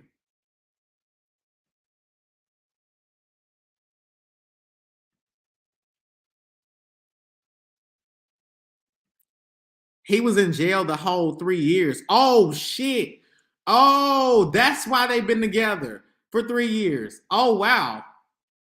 How is it on my channel I'm always getting tea? How am I always getting tea?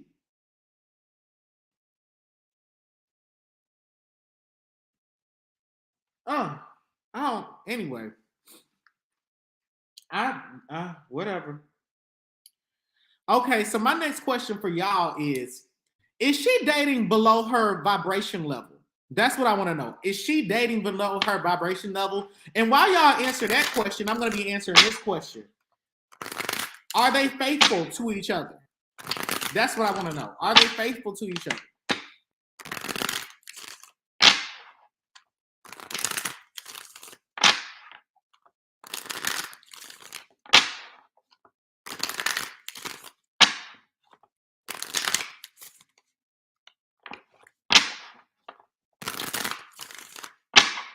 Let's see. Are they faithful to each other?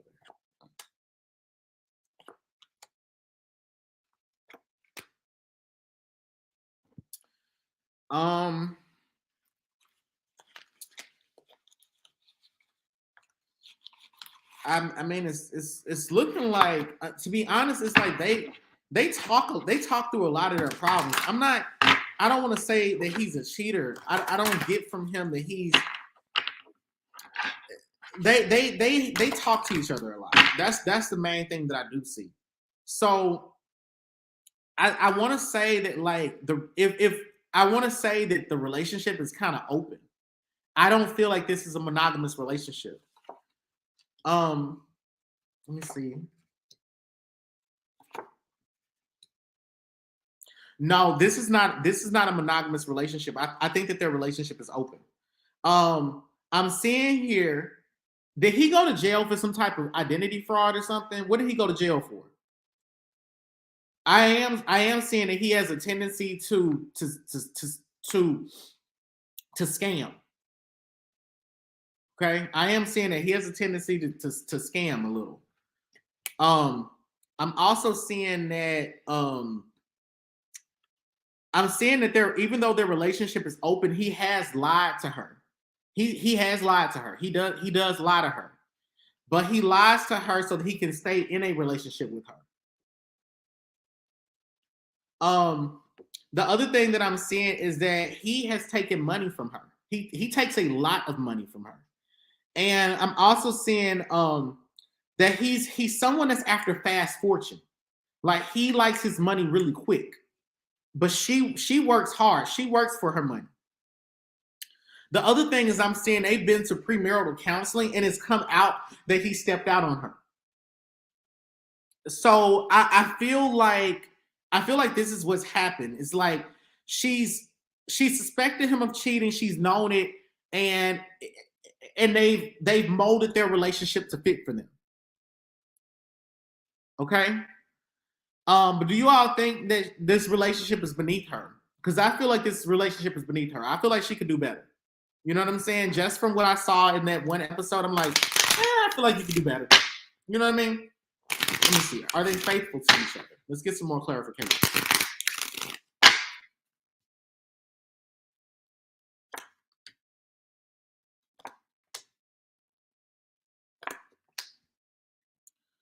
No, there's a love triangle there's a love triangle there. There's someone that is in another state that he is dealing with, and I also feel like this woman is traveling to see him. There's a woman that's been traveling to see him, and we're going to learn more about this on social media. So I feel like later in this year, we're going to see on social media that he's with someone else or that he's been with someone else. There's someone that's going to come out and say some things. I'm also seeing a lot of arguing amongst the siblings via social media. There's arguing or fighting amongst siblings through social media. And this Three of Hearts is saying that he has a lot of he's greedy. He's financially greedy. She's very generous. And I'm not saying that these are all sexual relationships that he's having. I'm saying that there's these different emotional connections that he's atomizing and magnetizing to himself. Okay, you all know what I'm speaking about. Yes or no? Okay, so that's what I have for them. I want to know what does his family think of her? Like, do they think she's supportive? Or are they happy with her? Let me see what I get. What does his family think of her? Hit the skull emoji if you're enjoying this reading. What does his family think of her?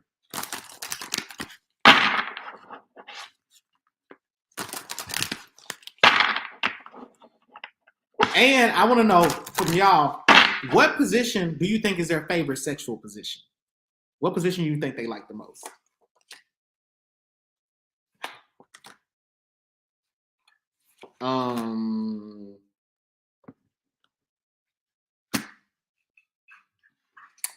Their family thinks that this relationship is a joke, and they think that he's in it for money. He's actually told them. He's told them this, like, there's someone that I've been talking to for a long. Okay, so I'm gonna just hold my card. They think it's a joke. They're not taking this relationship seriously, and they didn't predict that they didn't predict him to be with her. They didn't see that coming. That caught them off guard. But he's been saying that he's been talking to her for a while, and that they have good communication, and that everything that she said she was going to do is what she's doing. But they feel like she's a sugar mama. His family feels like she's a sugar mama. And pull some more cards.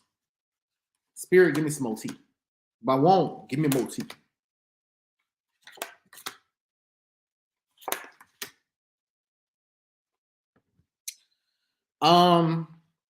They feel like they're better off as friends. He can't get immediate work. He's been having a hard time finding a job.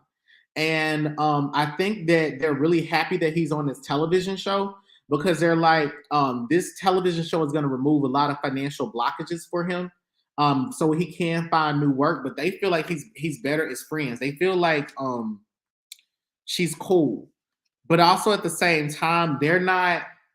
It's like they're going to how do I say this? It's like they're trying to expose her. There are damning things about the family that are gonna expose themselves. So I'm feeling like later in the season, maybe there might be some family members that try to poke at their relationship, and in them poking at the relationship, it's like the family drama starts becoming tea. Like stuff about the family starts becoming tea. And another thing that I'm seeing here is that they feel like she's just there for some good financial stability. They don't want her to be a part of the family. As a matter of fact, let me see. Do they want her to be a part of their family?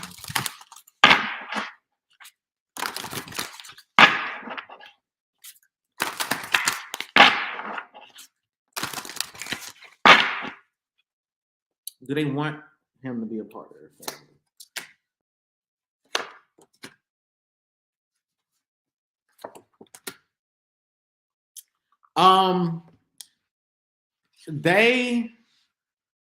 Let me get some clarified. Let me see before I speak too soon.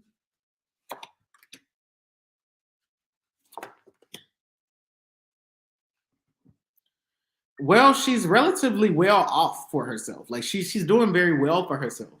I don't know if she works at I don't know if she has her own business or she works in business, but I am seeing that there's she's going to receive some really huge promotions due to her being on television.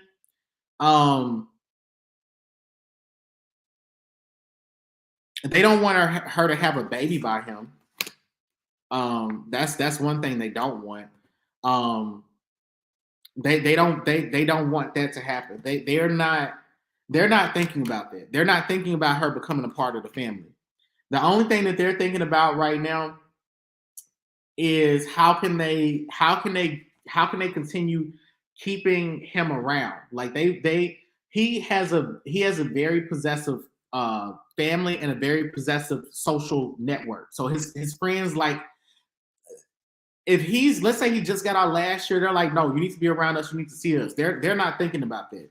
And I also see that they're not really thinking about whether they want her to be a part of the family or not, simply because they don't really care. They don't really care about that.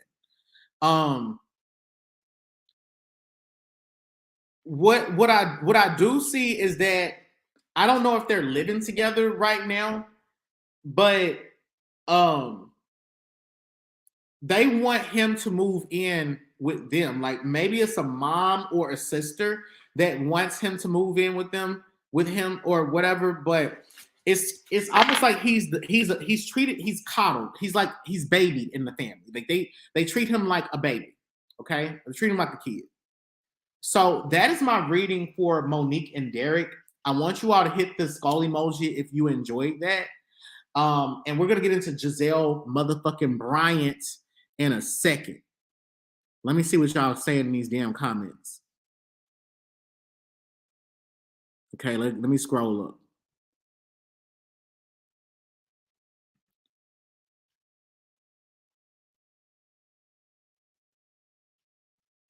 Lord.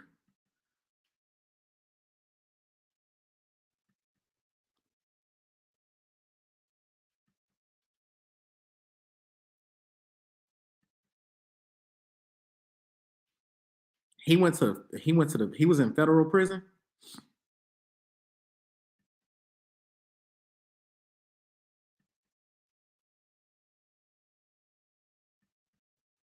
Octavia, thank you for all this goddamn tea. Oh, Octavia, thank you for this tea. That was good.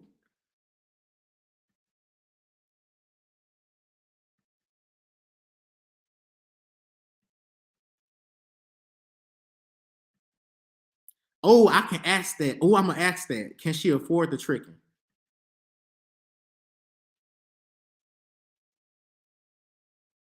Okay, let me see. Can she afford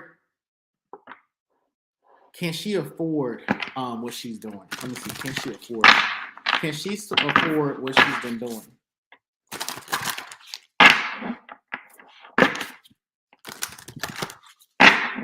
Can she afford what she's been doing?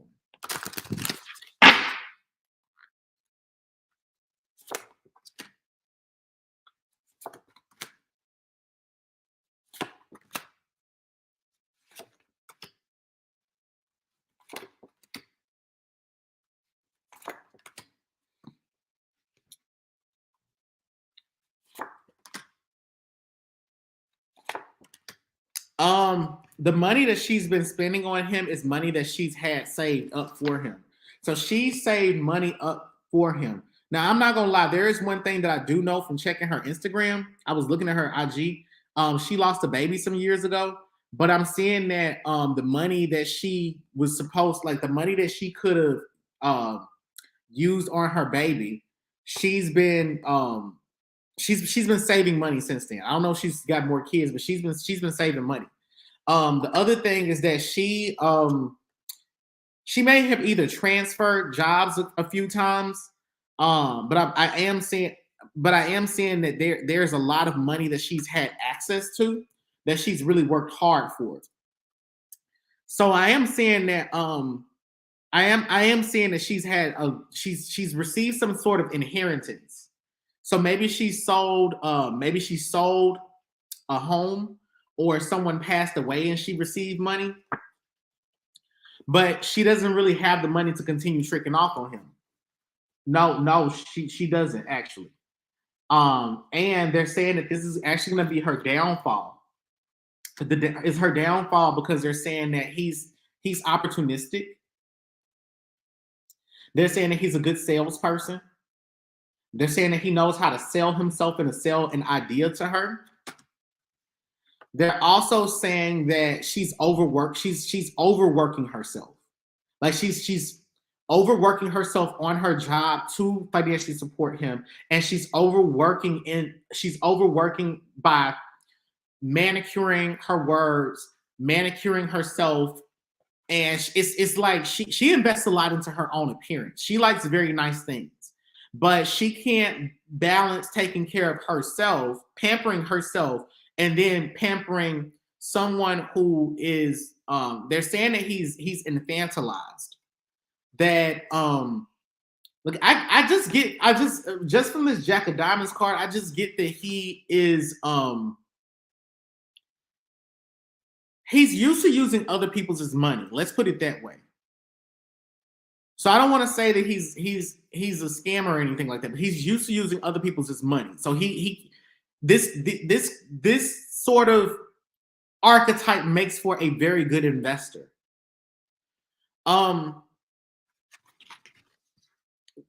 The other thing that I'm saying is that she doesn't have any health issues though. And they cooperate very well together. So it's like he tries to provide for her in other ways. This Two of Spades is like, her love language is, when I get a Two of Spades card in the love reading, this typically indicates that someone's love language is quality time. So he spends a lot of time with her to make all that hard work worth it. He spends a lot of time with her to make those shopping sprees worth it. Does this make sense? Okay, that has been my reading for them. And now we're about to get into motherfucking Housewives of Potomac. I've not watched Housewives of Potomac since it was a season where Ashley Darby's husband had grabbed one of the producers by the booty. He got the case dismissed. And I remember Karen cussed Ashley out. Like, she went the fuck in on her ass. Now, I did see the episode where Monique beat Candace up. I saw the episode where Monique came with her holy binder and she read Gizelle like a motherfucking library card and sent that bitch all the way back to motherfucking Sodom and Gomorrah. But I'm gonna say this: I love Gizelle Bryant. I've not watched the show in so goddamn long. I love Gizelle Bryant. I really do. I thought she was the star of the show. She was my favorite character on the show. My second favorite was Karen, and everybody else was aight. You know what I'm saying? Everybody else is aight. I think they make for a great ensemble cast. It reminds me of like Married to Medicine. It's like Real Housewives of Married to Medicine. You know what I'm saying? And oh no, I like that lady. She was on the first season and she was always drunk. And she said, what was she saying? Like, I can't remember the quote. Like, I'm not calling you stupid or whatever. I can't remember the quote. But either way, I want to know, before I get into this shit, I got a question for you. What would you do if your coworker told you that your spouse was flirting with them? What would you do? Because that's what Gizelle's storyline has been about. I was reading page 6, and according to page 6, Gizelle has been implying, or at least, you know, I'm saying the same. She's been implying, or at least trying to describe an interaction that she had with Candace's husband, Chris, as flirtatious. And I saw an interview. I saw a clip of an interview where Candace said that, you know, Gizelle and Chris be flirting. She said, you know, Gizelle be flirting and then Chris be flirting and, you know, whatever. But Gizelle has alleged that Chris was trying to seduce her. So I'm going to see, did Gizelle really, I mean, is Gizelle lying? Did Chris really try to seduce Gizelle? Let's see. Did Chris really try to seduce Gizelle? I'm sorry I had y'all up so late, but hey, y'all are enjoying this motherfucking read. Let's see. Did Chris try to seduce Gizelle? And tell me in the comments, what would you do if your spouse was hitting on your coworker? What would you do if your coworker told you that they felt like your spouse was trying to seduce them?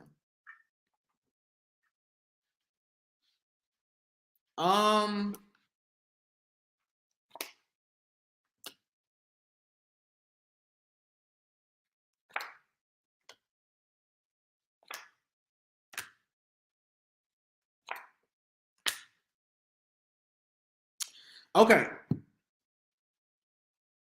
Chris was flirting with her. He was flirting with her. But I'm also seeing that, like, I'm seeing mixed messages. Like, I got the card for mixed messages. So I feel like what I am saying is Chris was flirting with her. There's no lie. He was flirting with her. And I think that he's infatuated with, he thinks that Gizelle is very beautiful.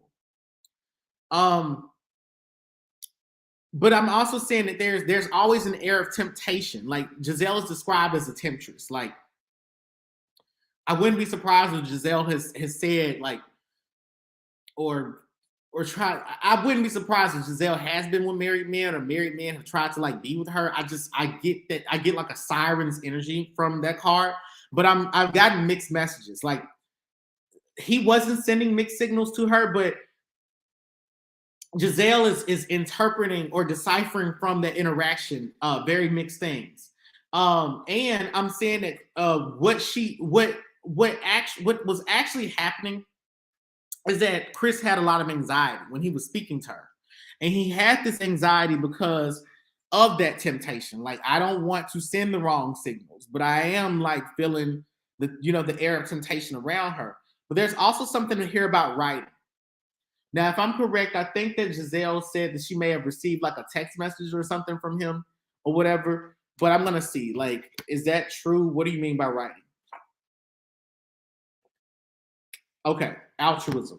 he was sending her a text message just pretty much saying like something to the effect of like, thank you for the advice, or like, I was really feeling the advice that you were giving me.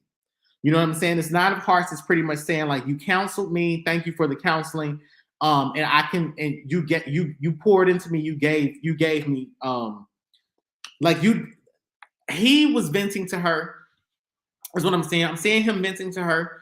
I'm seeing him receiving some sort of fulfillment from either some advice that he was given, or some sort of fulfillment that he received from just the interaction altogether. But I'm really not seeing him acting on any temptation. Now, the other thing that I'm seeing here is that Gizelle walked away kind of scattered. Like, wait, what just happened? Like, that's how I see it. Like, what just happened? Chris don't give a fuck what she's saying though. That's what I see. He doesn't give a fuck. And the tension that was between them wasn't sexual. Like, there was no sexual tension between them.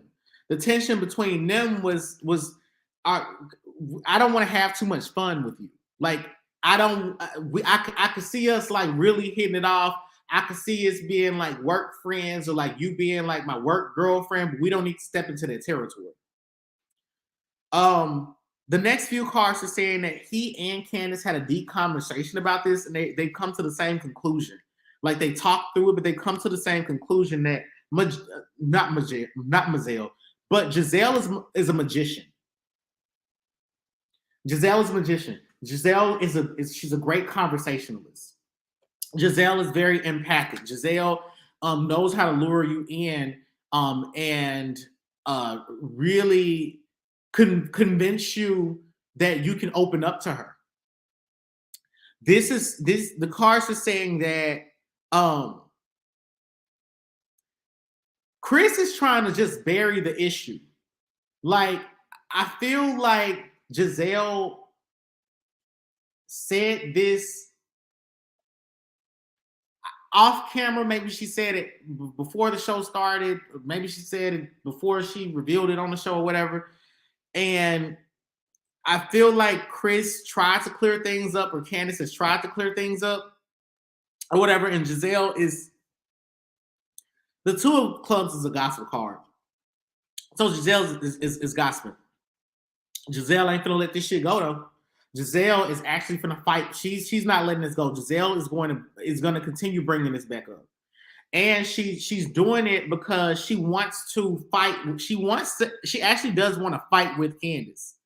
Like, it's like Gizelle is not. Is Gizelle jealous? Gizelle feels as though like she sees that Candace is acquiring more attention on the show, or that she's receiving more, or Candace is becoming more attuned to her own star power. And Gizelle does feel threatened by that. She's not jealous of the relationship. But Candace has never bowed down to Gizelle. She's never submitted to Gizelle. Gizelle has never really been able to get Candace to humble herself around her. And Gizelle also feels like Candace is Chris is a sacrificial lamb just to get to Candace. Gizelle's just trying to get to Candace. She's just trying to dig her claws into Candace. Is this making sense to everyone?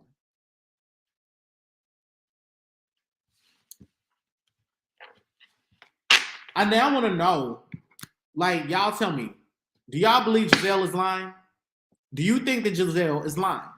Because that's what I don't watch the show. When I heard it, I was like, damn, this ain't some Kenya Moore type of shit. Where Kenya was flirting with Apollo.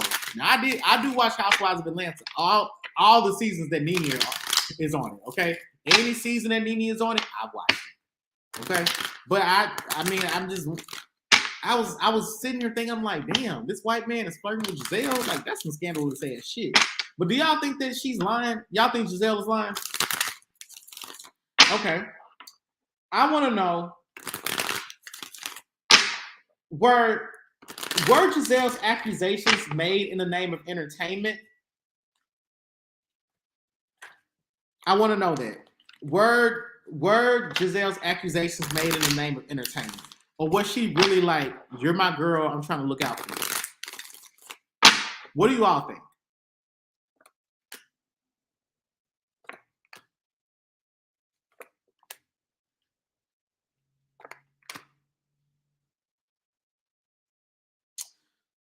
It was done in the name of entertainment.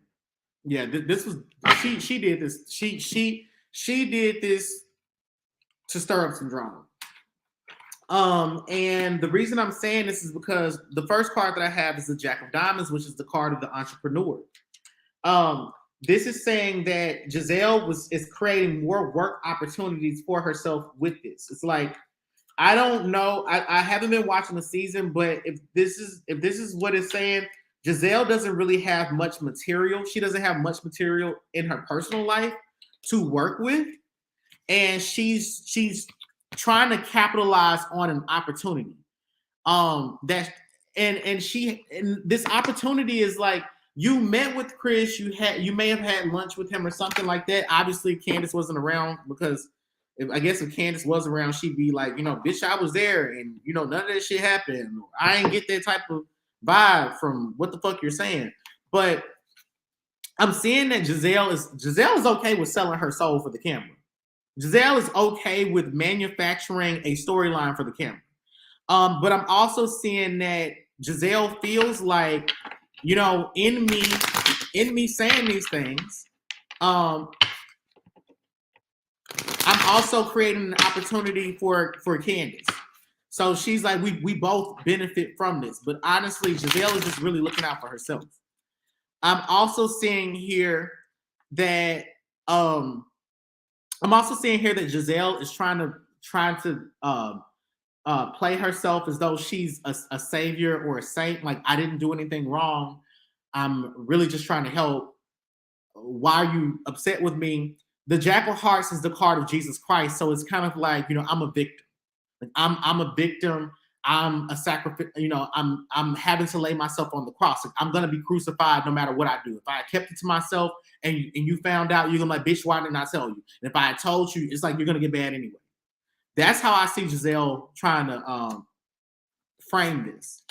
And the reading then goes on to say that Gizelle was conflicted about what she was supposed to do. She was like, this is going to be a train wreck regardless of how I said it. But also at the same time, Gizelle is putting 20 on 10. Gizelle is putting 20 on she's putting 20 on 10.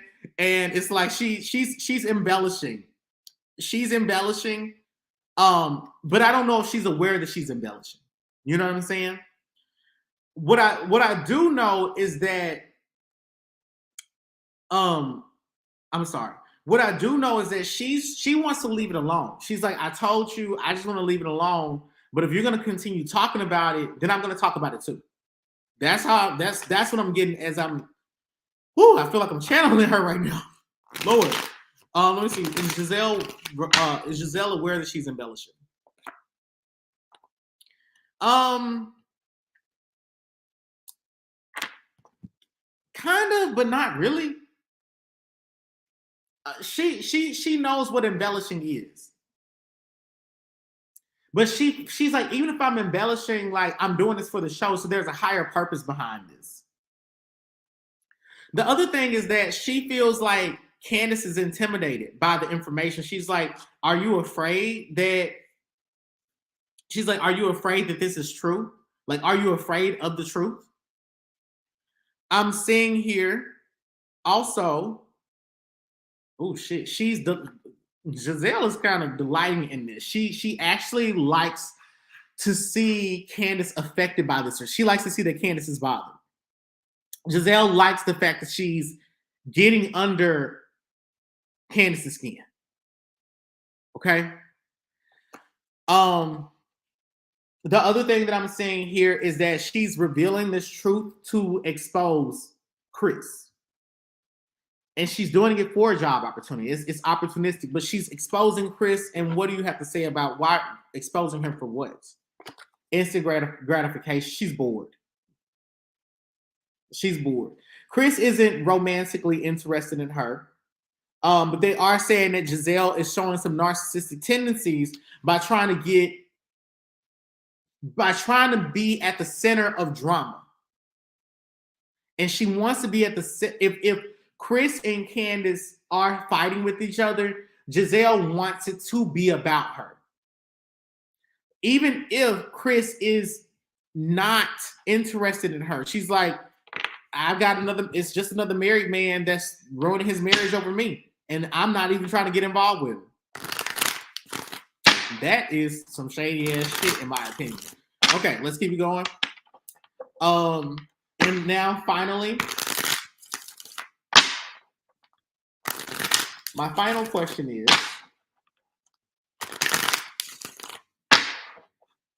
how does Gizelle feel about Candace saying that she flirts with Chris? How does Gizelle feel about Candace saying that she, i.e. Gizelle, flirts with Chris?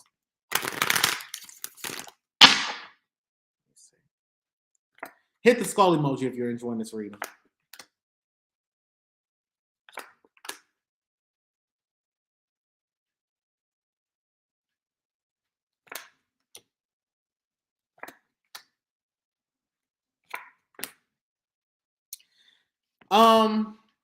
She feels like Candace is trying to.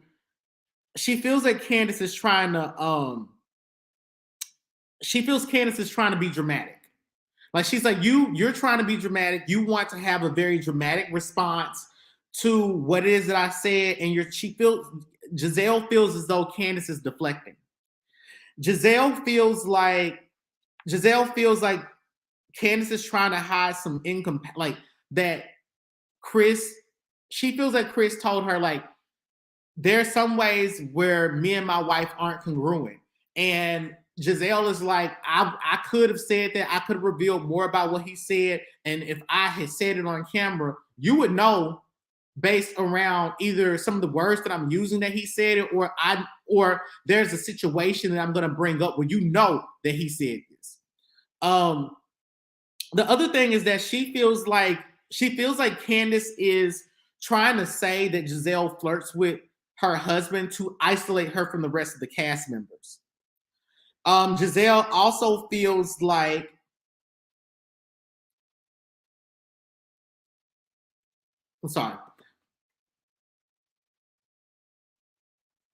Gizelle also feels like Candace is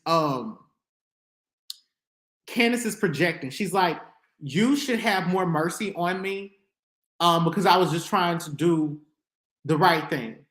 I was just trying to tell you the right thing. It's like, you are obviously going to side with your husband because you're married to him. That's fine. But Gizelle is expecting mercy from Candace.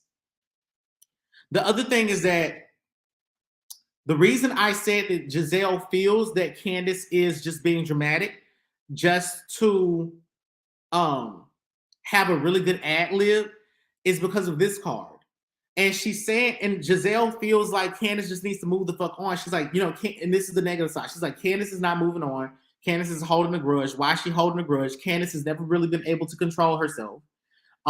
Candace is trying to, she feels like Candace is trying to pick at her. She's like, Gizelle feels as though she's never tried to punch down at Candace. She's like, I obviously know that I've been the star of the show. I'm a founder of this show, and I'm not going to punch down on Candace. But Candace is trying to come at me so that she can prop herself up in this hierarchy of popularity. Also, she feels like Candace is trying to bring attention to her family or to her daughters. She's also feeling like Candace is a chatty Cathy on social media, and that Candace is not or doesn't have the balls to confront her in an actual scene.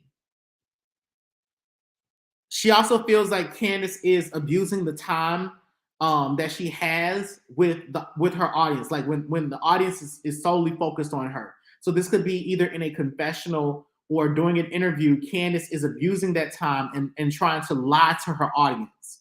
And she's like, you know, I don't flirt with him. So I'm also seeing that she also feels like Candace is trying to get vengeance on her. She's like, you know, Candace is just trying to get vengeance on me by lying on me. I don't flirt with your husband. But your husband has flirted with me. That's how I see it. So that's what I have here for Gizelle Bryant. And I hope that you all enjoyed that reading. So for those of you all that have stayed on for this long and watched me, please hit the like button and hit the subscribe button, and make sure that you all tune in again next week, because I will be back next week. I'm going to try to go live every Monday, Wednesday, and Friday. I know that you all very much enjoyed tonight's live. So let me know, who did you all enjoy most? Hit 1 if you all enjoyed the Nature Boy segment most. Hit a 2 if you enjoyed Monique and Derek most. And hit a 3 if you enjoyed Gizelle Bryant the most, okay? Please let me know what you all have to say in the comments of this video. Now, with all of that being said, I've been on here for about 2.5 hours, and we have been reading our asses off. Make sure that you send your love donations to $ Quintara Shakir or $ David Divine, okay? I leave you all with these words of wisdom from the rapper Dreezy. Gave mercy to these hoes. What would Jesus do? I've been your reader for tonight, Dr. Quintara Shakir, otherwise known as Houngan. And I want you to remember that the truth is always collaborative. And bye.